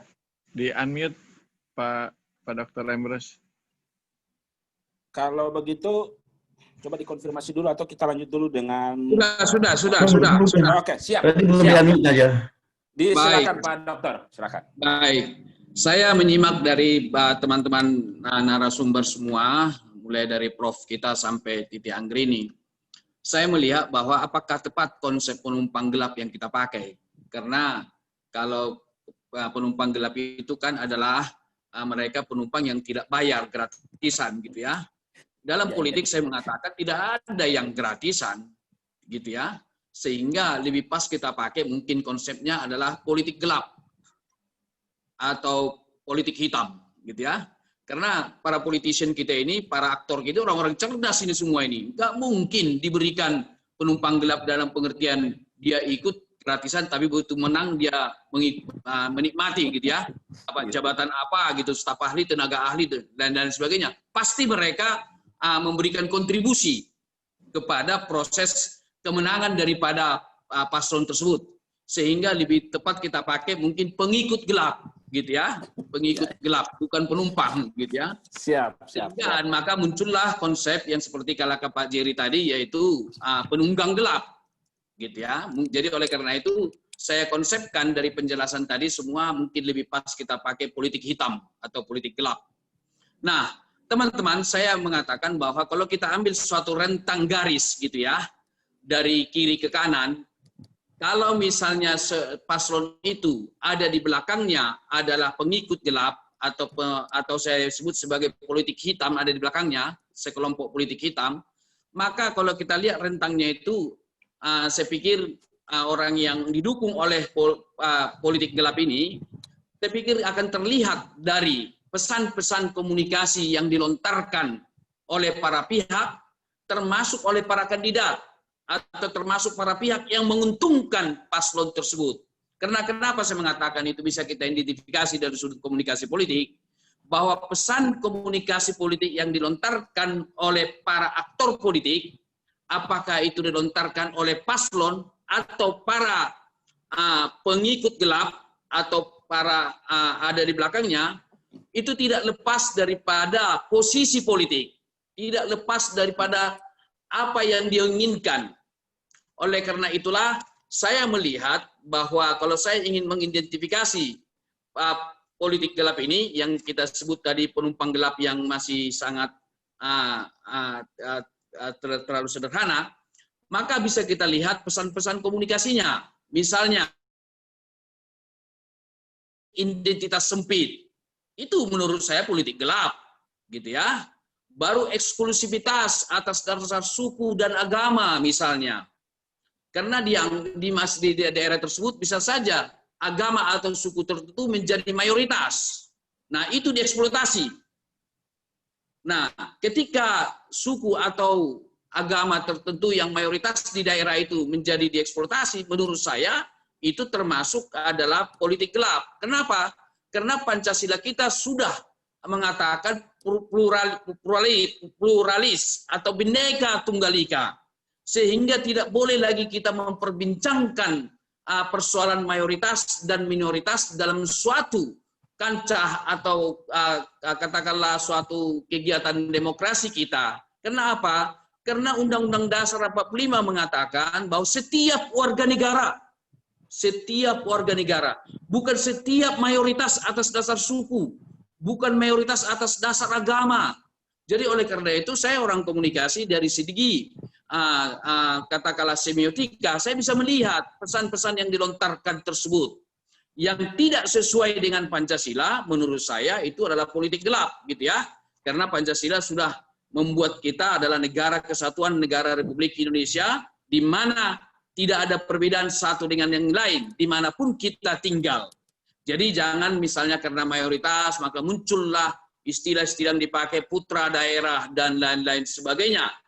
Nah, oleh karena itulah, maka sebaiknya para kandidat, kalau mereka sungguh-sungguh untuk memperoleh jabatan itu untuk kesejahteraan rakyat, harusnya bertarung pada level gagasan, ide, dan program yang harus ditawarkan. Tidak lagi mengangkat eksklusivitas daripada katakanlah suku atau agama atau kepercayaan tertentu.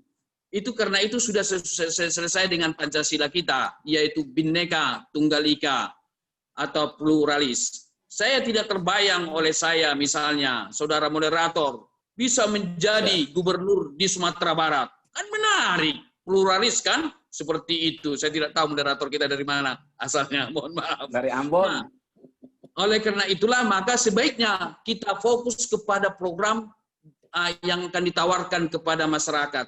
Ketika kita mengangkat eksklusivitas atau politik sempit, politik identitas yang sempit itu, ranah yang kita kejar itu, yang kita pengaruhi adalah ranah emosi, tidak ranah rasional. Seharusnya kalau kita mau tumbuh demokrasi yang bagus, harusnya pesan-pesan komunikasi atau kampanye kita harus pada ranah rasionalitas yang kita tawarkan kepada masyarakat itu. Hindarilah ranah-ranah yang sifatnya emosional, memicu katakanlah politik identitas yang sempit itu atas dasar suku atau kepercayaan tertentu. Karena bagaimanapun kita sudah pilih, ada yang mendebat saya di suatu stasiun TV terkemuka di Indonesia. Politik identitas itu tidak salah. Saya juga setuju itu. Ketika politik identitas digunakan untuk yang baik, untuk mendukung kebersamaan. Misalnya, katakanlah kita bawa politik identitas agama. Misalnya ini, bisa nggak kita pakai itu untuk saling memaafkan, mengampuni, mendekati orang lain, merangkul, memberi kesempatan menang lawan kita atau kawan kita bersaing. Oh, luar biasa. Artinya apa? Basisnya adalah bagaimana merangkul musuh. Gitu ya, merangkul lawan, mengasihi orang lain. Begitu. Kalaupun itu harus kita bawa. Artinya bahwa politik identitas dari sudut religiusitas itu kita bawa pada level yang mulia, gitu ya. Jangan diturunkan pada level yang sifatnya untuk tujuan-tujuan pragmatis seperti yang dikatakan oleh Bung Jerry tadi. Karena bagaimanapun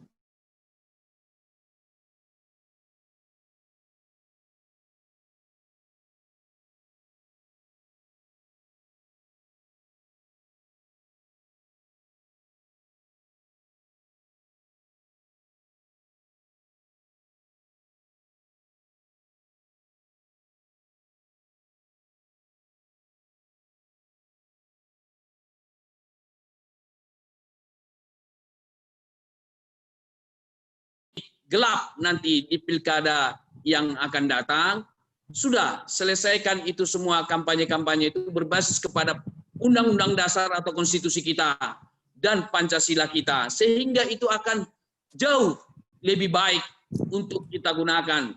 Kenapa tidak? Misalnya saya terbayang ketika para kandidat nanti sebagai suatu sasaran yang rasional yang menjadi kampanye mereka, yaitu membuat program ketika mereka sedang kampanye mengatakan bahwa mengatasi persoalan COVID-19 misalnya. Wah, jauh luar biasa. Sampai sekarang saya belum melihat, mungkin saya belum mendapat informasi. Ada enggak kandidat pilkada kita sekarang sebagai katakanlah program unggulannya adalah mengatasi COVID-19. Kalau itu dilakukan dan sangat terukur, sangat luar biasa. Karena kita sekarang menghadapi persoalan COVID-19 yang begitu sangat luar biasa ya, baik dari segi aspek kesehatan maupun ekonomi. Nah, bisakah para kandidasi ini menawarkan solusi-solusi? Misalnya, kalau saya terpilih pada tahun pertama, saya akan pimpin daerah ini untuk menurunkan kasus positif virus corona sekitar 90% dari yang sekarang. Luar biasa. Baru kemudian, itu kan tujuannya. Lalu program apa yang ditawarkan? Misalnya, saya akan dirikan rumah sakit darurat di setiap desa. Kalau itu misalnya bupati atau wali kota. Menarik kalau itu yang ditawarkan gitu ya. Artinya program yang ditawarkan itu dalam mengatasi COVID-19 terukur secara kuantitatif. Jangan sampai program-programnya itu yang sifatnya abstrak gitu ya. Kita atasi COVID-19, tapi berapa? Kapan berakhir? Nah, misalnya kalau dikatakan itu adalah saya akan capai dalam 1 tahun pertama masa jabatan saya, sekian persen akan berturun dari angka sekarang. Kalau tidak tercapai, saya mundur sebagai pimpinan daerah. Wah, bagus sekali. Saya kira kalau ada berani mengatakan itu, saya kira pasti banyak orang yang memilih. Oleh karena itulah, maka kalau memang kita berada, para kandidat ini berada pada politik terang, tidak politik gelap, gitu ya. Sebaiknya mereka melakukan apa? Ketika kawan bersaingnya di-downgrade oleh kekuatan-kekuatan tertentu, belum tentu kawan bersaing yang mengangkatnya. Kalau di-downgrade, justru orang yang diuntungkan dalam pesan itu, orang yang paslon yang diuntungkan daripada pertarungan tersebut maju ke depan. Saya tidak setuju kawan bersaing saya diisukan hoax dan hate speech. Saya tolak itu dan saya tidak mau menang di tengah adanya hoax dan hate speech atau mendowngrade kawan bersaing saya. Kalau itu dilakukan masing-masing kandidat, maka yang sifatnya politik gelap, hoax dan hate speech itu akan layu sebelum berkembang. Salah satu calon yang ketika lawannya di downgrade, dia yang maju untuk membela. Nah, inilah politik moral, inilah politik terang, tidak membiarkan ketika ada pesan-pesan komunikasi politik mendowngrade kawan bersaing, maka tidak ada pembelaan dari pasangan lain. Karena menurut saya, teman-teman sekalian, ketika kita netral saja, ini filosofisnya, pada krisis moral, sama saja kita pendukung amoral itu. Itu tidak boleh kita netral pada krisis moral. Jadi ketika lawan bersaing kita di downgrade, kita yang maju membela. Nah, kalau itu dilakukan para kandidat, saya pikir mereka adalah calon-calon pemimpin bangsa kita, calon-calon pemimpin yang sesuai dengan nilai-nilai Pancasila. Teman-teman, sebagai suatu penutup, saya mengatakan bahwa bisa kita identifikasi pesan-pesan yang memanfaatkan atau menggunakan atau apapun namanya politik gelap dari pesan-pesan komunikasi yang terlontar dari orang yang mendukung atau dari para kandidat tersebut. Di sisi lain, kandidat yang memang menerapkan moral politik atau politik bermoral, yaitu sesuai dengan Pancasila, pasti mereka pesan-pesannya adalah pesannya yang sifatnya konstruktif, janjinya adalah yang sifatnya terukur, yang sifatnya pro rakyat, dan merupakan janji yang ditandatangani oleh para kandidat tersebut. Intinya saya mengatakan adalah bahwa ketika politik hitam muncul itu tidak sesuai dengan Pancasila, ketika mereka berpolitik gitu ya, maka mereka adalah aktor atau pemimpin yang sesuai dengan nilai-nilai Pancasila. Saya kira demikian untuk sementara yang bisa saya sampaikan. Terima kasih, saudara moderator. Terima kasih moderator narasumber, ya Pak Emrys Siombing yang baru saja menyampaikan materi menarik. Ini semakin menarik ini ya, tapi waktu kita terbatas. Saya hanya mencatat beberapa poin penting saja, yakni pesan politik penumpang gelap tidak lepas dari posisinya, bisa dilihat dari pesan-pesannya. Kalau saya tangkap dari apa yang dijelaskan. Yang kedua, eksploitasi agama suku dalam pilkada. Kemudian yang ketiga, kita harus melihat, harus sesuaikan demokrasi kita ini dengan mengikuti dinamika pilkada yang sesuai dengan Pancasila, ya, sehingga kita bisa melihat penumpang gelap itu yang mana, ya. Kemudian kandidat harus fokus pada kampanye program, bukan pada politik sempit. Itu yang saya catat. Yang tapi kualitas, ya memang harus kualitasnya, bukan sekedar jumlah, ya.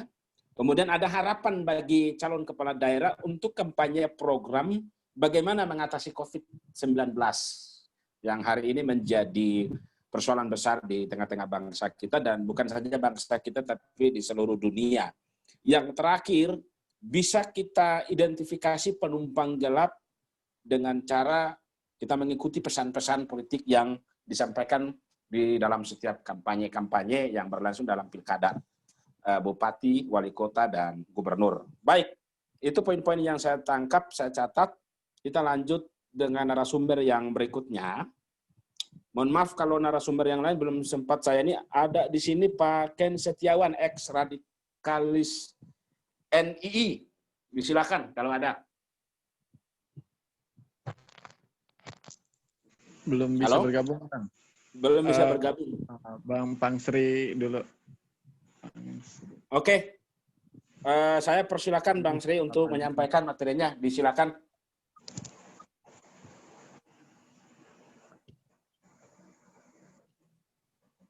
Halo?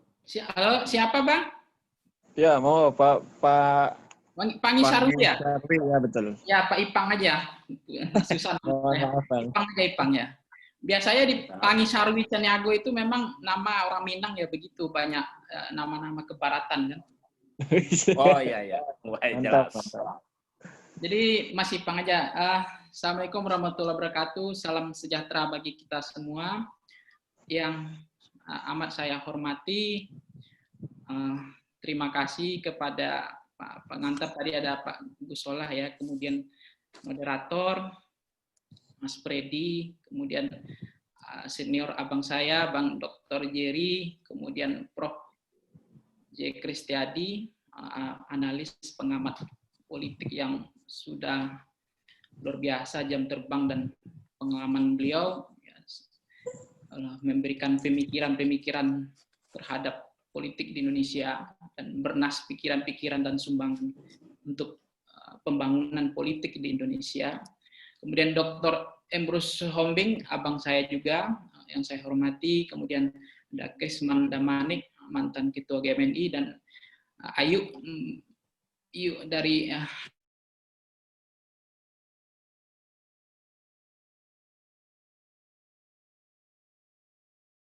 demokrasi dan pilkada, termasuk politik-politik lokal. Ada 3 hal yang ingin saya sampaikan. Pertama adalah soal berarti data riset Foxpol Center itu bicara tentang dimulai dari janji politik, kemudian naik levelnya adalah transaksional pragmatis, satu paket, satu rangkaian. Kalau riset kita ya, di Foxpol Center yang ikut pada Quickcon Pilkada serentak di DKI, di Metro TV, dan Quickcon Pilpres kemarin di Metro, kemudian survei nasional kemarin juga kita beberapa kali ikut. Nah, data yang kita dapatkan ini adalah itu bicara tentang soal janji politik. Masyarakat itu kita tanya apakah akan menagih janji atau tidak dari politisi. Mereka 45% tidak menagih janji. Jadi bagi mereka tidak penting menagih janji politisi. Inilah yang membuat kemudian sangat serampangan, sangat mudah, dan tanpa beban politisi kita mengubar janjinya. Dan kemudian kalau kita kejar pertanyaan selanjutnya, apakah mereka memilih karena visi misi, program, atau janji politik? Bagi mereka untuk memilih atau memutuskan pilihan politiknya dalam pilkada itu bukan dipengaruhi oleh program, visi misi, dan janji politik. Jadi janji politik tidak menjadi pengaruh juga bagi mereka. Sehingga sangat mudah politisi kita berjanji, walaupun tidak ada jembatan pun, nggak ada sungai pun, dia akan bangun jembatan karena memang tidak ada beban. Juga tidak akan ada yang menagih. Kemudian kita lanjut kepada racikan selanjutnya. Transaksional pragmatis, karena ini dosa politisi masa lalu kita yang tadi hobi mengubar janji, sehingga mereka distrustnya tinggi. Sehingga bagi mereka, transaksional pragmatis jauh lebih penting daripada janji politik. Kalau nanti saya akan bangun jembatan, saya akan bangun ini, saya akan bantu bangun jalan, dan seterusnya. Masyarakat bilang, perilaku pemilih kita bilang, itu nanti Pak. Tapi yang sekarang apa gitu? Karena mereka juga sudah sering dibohongi atau dikerjain oleh politisi sebelumnya sejak pemilu langsung 2004. Jadi kalau kemudian kita menyalahi rakyat, jadi sayang juga kita salahkan rakyat karena ini adalah ulah dari perilaku politisi sebelumnya yang merusak tatanan demokrasi kita, sehingga apa yang terjadi bagi masyarakat itu adalah apakah betul mereka salah? Karena kalau minta putus saja di awal, jadi putus bayar gitu, food buying itu. Karena bagi mereka itu nanti itu syukur kalau ingat. Rata-rata mereka nggak ingat kalau awal-awal kampanye mereka turunin kaca mobilnya, mereka datang, salamin. Tapi kalau udah terpilih, kaca mobil aja nggak turun. Jadi bagi mereka lebih baik putus istilahnya itu, Beli putus apa? Putus beli apa namanya? Beli putus. Beli putus, beli putus. Beli putus. Jadi oke Pak, gini aja gitu. Food buying aja. Jadi lebih baik kita gitu daripada saya tersakiti juga. Nah, mereka rata-rata begitu. Akhirnya apa yang terjadi? Masa lalu mereka yang membuat mereka beli putus gitu. Transaksional pragmatis. Saya ketemu Mas Ganjar pernah juga diperlakukan begitu di suatu pasar. Dia bilang waktu dia kampanye di Jawa Tengah di pasar dia masuk, Pak Ganjar itu pokoknya itu udah pengalaman kita lah Pak. Sekarang Bapak hitung aja ini yang rambutnya hitam berapa semua yang ada di pasar ini. Itu Bapak cashkan aja, cash and carry, minta 200.000. Ya kemudian ya Mas Ganjar mencoba memberikan pendidikan politik. Oke, saya bayar, tapi Anda tidak bisa berharap banyak kepada saya, karena tidak ada yang namanya no freelance. Saya tidak akan mungkin itu saya tidak ambil lagi. Jadi, saya tidak akan datang lagi, saya tidak akan bangun, karena apa? Karena kita selesaikan di awal, dan namanya saya tidak mungkin tidak balik modal. Kalau kecuali calon kepala daerah, kemudian mengatakan itu uang zakat, jadi tidak ada beban. Dan itu dibayar sendiri, bukan dari cukong. Sehingga bagi mereka tidak ada pikiran balik modal. Nah, kalau sudah pikiran balik modal, nah itu yang kemudian menjadi penyebab rangkaian banyak kepala daerah kita tersandra kasus korupsi. Karena apa? Karena modalnya besar, mereka harus balikkan.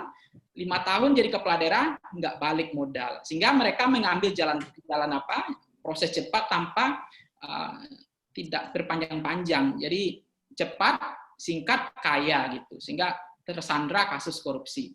Nah, itu rangkaian tadi adalah janji politik, kemudian transaksional pragmatis, kemudian bergeser ke money politik. Nah, kalau kemudian money politik di tingkat kabupaten kota, justru lebih banyak lagi data kita money politik itu di kabupaten, di kota. Karena mereka bisa hitung, kalau dalam kalkulasi matematika politik, semakin luas wilayah pemilihan, dapil, maka money politiknya turun. Tapi semakin luas wilayah dapil, wilayah pemilihan, maka politik uangnya itu turun. Sehingga lapangan becek itu terjadi di pemilihan DPRD, wali kota, karena bisa dihitung. Jadi satu kota itu hanya butuh misalnya 7 kecamatan. Dia udah bisa hitung berapa kalkulasi, berapa amplop yang akan diberikan serangan pajar, dan berapa kemenangan. Itu mereka bisa hitung secara matematika politik. Kecuali di DPRD untuk pemilihan gubernur itu memang agak lebih banyak daripada populisme, citra, sentimen, karena nggak sanggup amplopnya, banyak amplopnya, apalagi dalam pilpres itu berat sekali. Maka lapangan yang sangat becek itu adalah di wilayah-wilayah pemilihan yang kecil. Nah, kemudian ada pertanyaan, apakah masyarakat kita cerdas? Coba saya kasih kasus misalnya Bupati Bogor ya, Rahmat Yasin, itu tersangka kasus korupsi. Bagaimana secara akal sehat kita, rational choice kita memandang, kalau memang masyarakat cerdas, tiba-tiba memajukan istri beliau menjadi calon bupati di Kabupaten Bogor. Dan itu terpilih. Sudah pilih menjadi bupati di Kabupaten Bogor. Kita tahu apa yang membuat masyarakat kita menjadi cerdas gitu. Saya habis pikir gimana cara kita mengatakan masyarakat kita cerdas. Apalagi dinasti politik bahaya sekali. Udahlah suaminya, besok anaknya, kemudian istrinya ketua DPRD, suaminya adalah bupati, anaknya pimpinan jaksa. Kemudian menantunya di kepolisian. Selesai. Dipimpin oleh klientelistik oligarki itu. Saya sangat sayangkan dulu MK mengatur kalau saya bupati maka anak saya nggak boleh maju dulu, istri nggak boleh maju, diputus 5 tahun dulu ada jeda. Tapi saya sangat kecewa ketika MK mengatakan ini melanggar hak asasi manusia. Akhirnya kita ribut dengan bicara boleh atau tidak dinasti. Ini sudah selesai kamus usang. Kenapa? Ya MK membolehkan. Sehingga kita tidak bisa berdebat lagi sesuatu yang sebenarnya tidak penting lagi untuk diperdebatkan. Padahal kita sangat berharap waktu itu MK untuk minimal ngasih jeda. Bayangkan misalnya ada di salah satu kabupaten, saya nggak sebut, itu bapaknya adalah wakil bupati, kemudian bupati sekarang, 1 periode, kemudian bupati lagi 1 periode, hampir 15 tahun, sekarang anaknya mau diusung lagi menjadi calon bupati. Dan hasil survei terkuat juga, karena logistiknya kuat, isi tas juga kuat, elektabilitas lewat bapaknya juga kuat. Dan bayangkan bapaknya masih menjadi bupati, itu sampai dia dipelantikan. Diantarkanlah oleh bapaknya menjadi bupati. Jadi kita kemudian meributkan sesuatu yang tidak penting lagi, karena MK sudah tidak mengatur untuk itu. Kemudian adalah, yang kedua adalah, kalau saya mencari jalan tengah, pilkada kita yang mahal tadi, kos politik mahal, sebenarnya bisa jalan tengah. Saya tidak juga ingin starting point demokrasi kita mundur, untuk dikembalikan ke DPRD, tidak. Tetapi tolonglah kemudian bupati kita itu dibantu soal saksi. Karena biaya saksi untuk bupati dan wali kota itu mahal sekali. Misalnya kalau di kabupaten itu ada 4.000 TPS. Satu saksi dia harus mengeluarkan kos 300 sampai 600.000. Bayangkan itu berapa 6.000 TPS tadi, dia harus biayai saksi dari kantong calon bupati sendiri. Dan partai tidak mau membiayai. Nah, dari mana duitnya? Yaitu dari cukong tadi. Kalau ada calon kepala daerah datang, itu bukan karena bantu apa, dia bilang, Pak, ini hasil elektabilitas kita, dia jualan, elektabilitas kita paling tinggi nih Pak, kita dagang nih Pak. Kalau saya menang, Bapak nanti kita mudahkan izin perizinan, kita mudahkan usaha Bapak, pokoknya kita gampangkan, tapi tolong saya dibantu dulu. Nah, cukong, pengusaha, karena dia butuh izin, butuh dipermudah, oke, saya gelontorkan duit 20% saja, tapi nanti kalau saya terpilih, saya minta 80%. Jadi bisa kita bayangkan, mereka hanya ngelontorin 20% saja untuk suntikan bantuan biaya kampanye yang high cost tadi. Dari mana? Dari tambang batu bara, dari mineral, dari gas, maka itu yang disebut dengan demokrasi kriminal. Nah, bagaimana solusinya? Saya pikir negara bisa membantu minimal biaya saksi. Kalaupun tidak, alat peraga dibantu. Kemudian dibantu lagi, jadi artinya jauh lebih baik kita jujur saja bernegara ketimbang kemudian kita agak alergi, gengsi negara mengelontorkan duit untuk membantu calon kepala daerah kita. Kalau kita mau memutus namanya cukong atau bandar politik, supaya kepala daerah yang terpilih tidak berpikir bagaimana balikin modal, tidak tersandra atau menjadi kepala daerah yang merdeka, betul-betul mereka itu terpilih karena rakyat, tidak ada hutang budi dengan pengusaha atau cukong tadi. Itu harapan kita. Jadi negara harus gelontorkan duit untuk membantu biaya kampanye mereka gitu. Nah, ini saya lihat itikat ini belum kelihatan. Sehingga yang menang adalah cukong, yang kalah ada rakyat. Yang tinggal adalah kerusakan alam yang disebabkan oleh pengusaha-pengusaha tadi yang kawin silang dengan penguasa. Dalam istilah politik namanya persekongkolan jahat antara ekonomi dan politik. Penguasa butuh uang, kos, biaya yang mahal dalam pilkada, dan pengusaha butuh perizinan. Nah, kemudian bagaimana kalau saya ingin cerita tentang, menurut saya kalau bicara tentang kualitas demokrasi kita di pilkada, saya sepakat dan ikut dengan Ibu Titi, ya Mbak Titi, karena begini, sekarang mereka untuk tatap muka susah, untuk berhadapan dengan masyarakat susah, terbatas ruang gerak mereka. Sehingga pada akhirnya semua calon ini sudah main di ujung, jadi di otaknya itu main ujung. Apa itu? Food buying. Kenapa? Karena ruang gerak mereka untuk tatap muka, untuk berkampanye, untuk menyampaikan narasi, pikiran, cita-cita mereka, ide mereka, itu sudah sulit. Sehingga apa yang terjadi? Mereka main di injury time, last minute. Artinya potensi money politiknya luar biasa. Ini kuat-kuatan pertama, kuat-kuatan di soal itu daya tahan tubuh mereka. Kalau nggak kuat daya tahan tubuh, yang meninggal kayak kepala daerah, ada 3 kepala daerah yang sudah meninggal. Yang kedua adalah kuat-kuatan di logistik. Mana yang paling kuat logistik, mana yang paling banyak jumlah uangnya, itulah yang pemenang pilkada. Karena bagi mereka sudah sulit, kampanye daring juga terbatas, tatap muka juga sulit ruang gerak mereka, akhirnya mereka main di injury time yang namanya food buying, beli suara, beli putus tadi. Nah, kalau soal yang menurut saya yang terakhir adalah, ini sangat penting juga saya sampaikan, politik ideologi. Dalam jurnal yang sebelum itu saya pernah diskusi sama Prof. Ramlan Subakti ya soal pilkada yang menurut beliau beliau mengatakan begini, hampir semua orang, ya food buying dia mengatakan, hampir semua orang menang pakai money politik. Tapi ada untuk money politik tapi tidak terpilih, ada. Untuk orang memilih harus butuh uang. Tapi tidak cukup hanya dengan uang, butuh sembako juga. Jadi tidak harus sebab dulu baru akibat. Jadi penyebab ini yang menyebabkan hampir semuanya hari ini mereka finishing tax-nya itu sembako baru uang. Jadi kalau hanya banyak habis duit nggak terpilih juga ada, karena money politik kadang-kadang juga kalau salah menghitung, mengkalkulasi juga nggak pas gitu. Tapi ada juga kepala daerah, incumbent, justru sebenarnya kos politiknya udah murah. Kenapa? Karena mereka sudah membangun yang namanya investasi jangka panjang. Mereka sudah kampanye 5 tahun. Mereka sudah tidur di rumah-rumah warga.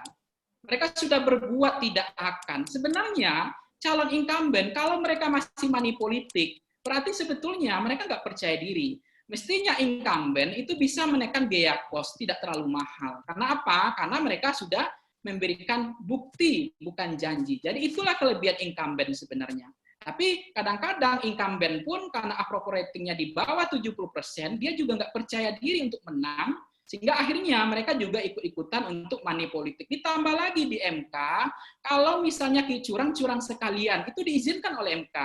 Saya kasih bukti. Kalau selisihnya marginnya 2%, itu kan sudah tidak lagi bisa diselesaikan di sengketa itu di MK. Dianggap gugur. Artinya, halalan toyiban, kita curang sekalian saja. Kalau di atas 2%, kita tidak akan diperkarakan di MK. Bayangkan, begitulah demokrasi kriminal itu terjadi. Jadi ada calon saya, klien saya misalnya, dia punya bukti yang kuat bahwa ini money politik terstruktur, masif, dan ini luar biasa, tapi dibawa ke MK, MK bilang gugur, karena marginnya tidak lebih dari 2%, jadi tidak bisa diajukan ke MK. Inilah bagian dari kriminal demokrasi itu sendiri gitu. Nah, kalau saya bicara tentang terakhir, ini ada jurnal yang ditulis oleh Edward Aspinall, itu ideologi representatif in clientelistic demokrasi in case Indonesia. Jadi dia bilang dalam jurnal itu ideologi itu lebih menonjol dalam memilih di kasus Indonesia dan klientelistik itu.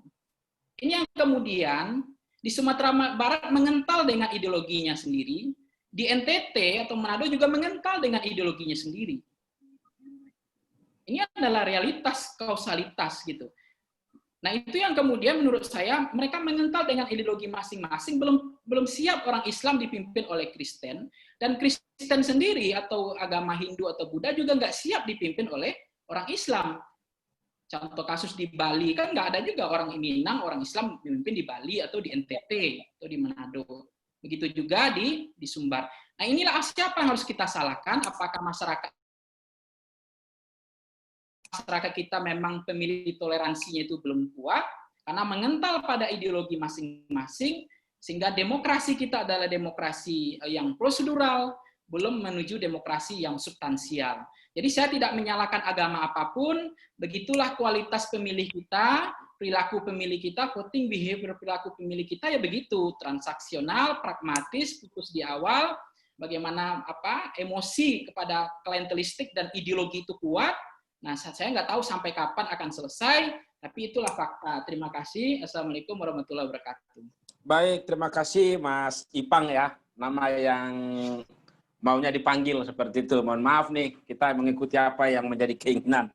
Tapi menarik sekali penjelasan. Yang pasti di sini ada 3 hal penting yang saya catat. Yang pertama masih pada janji politik, di mana rakyat kita udah jenuh pada setiap demokrasi kita berlangsung, entah itu legislatif dan eksekutif. Masyarakat itu sampai pada tingkat kejenuhan yang udah luar biasa, sampai mereka juga udah nggak mau janji, karena memang mungkin dari dalam diri mereka udah memastikan bahwa janji politik itu udah nggak bakalan gitu loh. Itu yang pertama. Yang kedua, transaksi politik. Jadi lagi-lagi janji-janji politik yang kemudian menjadi bahan kampanye, mereka juga udah nggak mau pusing, intinya bayar putus lah ya. Jadi kira-kira seperti itu. Kemudian politik ideologi ya, atau mungkin lebih disederhanakan lagi dengan politik identitas yang tadi contoh-contoh kasus ya. Misalnya di Bali, orang Bali yang notabene agama Hindu belum siap untuk menerima dari rekan-rekan Muslim sebagai misalnya bupati, wali kota, gubernur. Begitu juga di NTT dan NTB. Sebaliknya. Nah, ini yang menjadi catatan penting bagi kita untuk bagaimana demokrasi kita ke depan bisa kita mampu menembus ruang demokrasi yang sebenarnya. Sehingga betul-betul demokrasi kita seperti yang dijelaskan oleh narasumber sebelumnya bahwa benar-benar punya kualitas gitu. Kita berpindah ke narasumber yang berikut adalah Bang Ken Setiawan, udah ada, ex-radikal NII. Tadi udah bergabung, Bang. Cuma kayaknya lagi keluar dulu sepertinya. Nanti gabung. Sementara kita sesi tanya jawab dulu. Oke, baik. Kalau begitu, mohon maaf bagi Bapak Ibu narasumber dan peserta webinar yang sungguh kami hormati dan kami banggakan masih bertahan. Bagi narasumber yang sudah menyampaikan materi agar mohon tetap bertahan karena kita akan segera masuk di session berikutnya adalah session tanya jawab. Memang masih ada salah satu narasumber tapi berhubung karena belum bisa hadir di layar kaca sehingga kita masuk dalam session tanya jawab.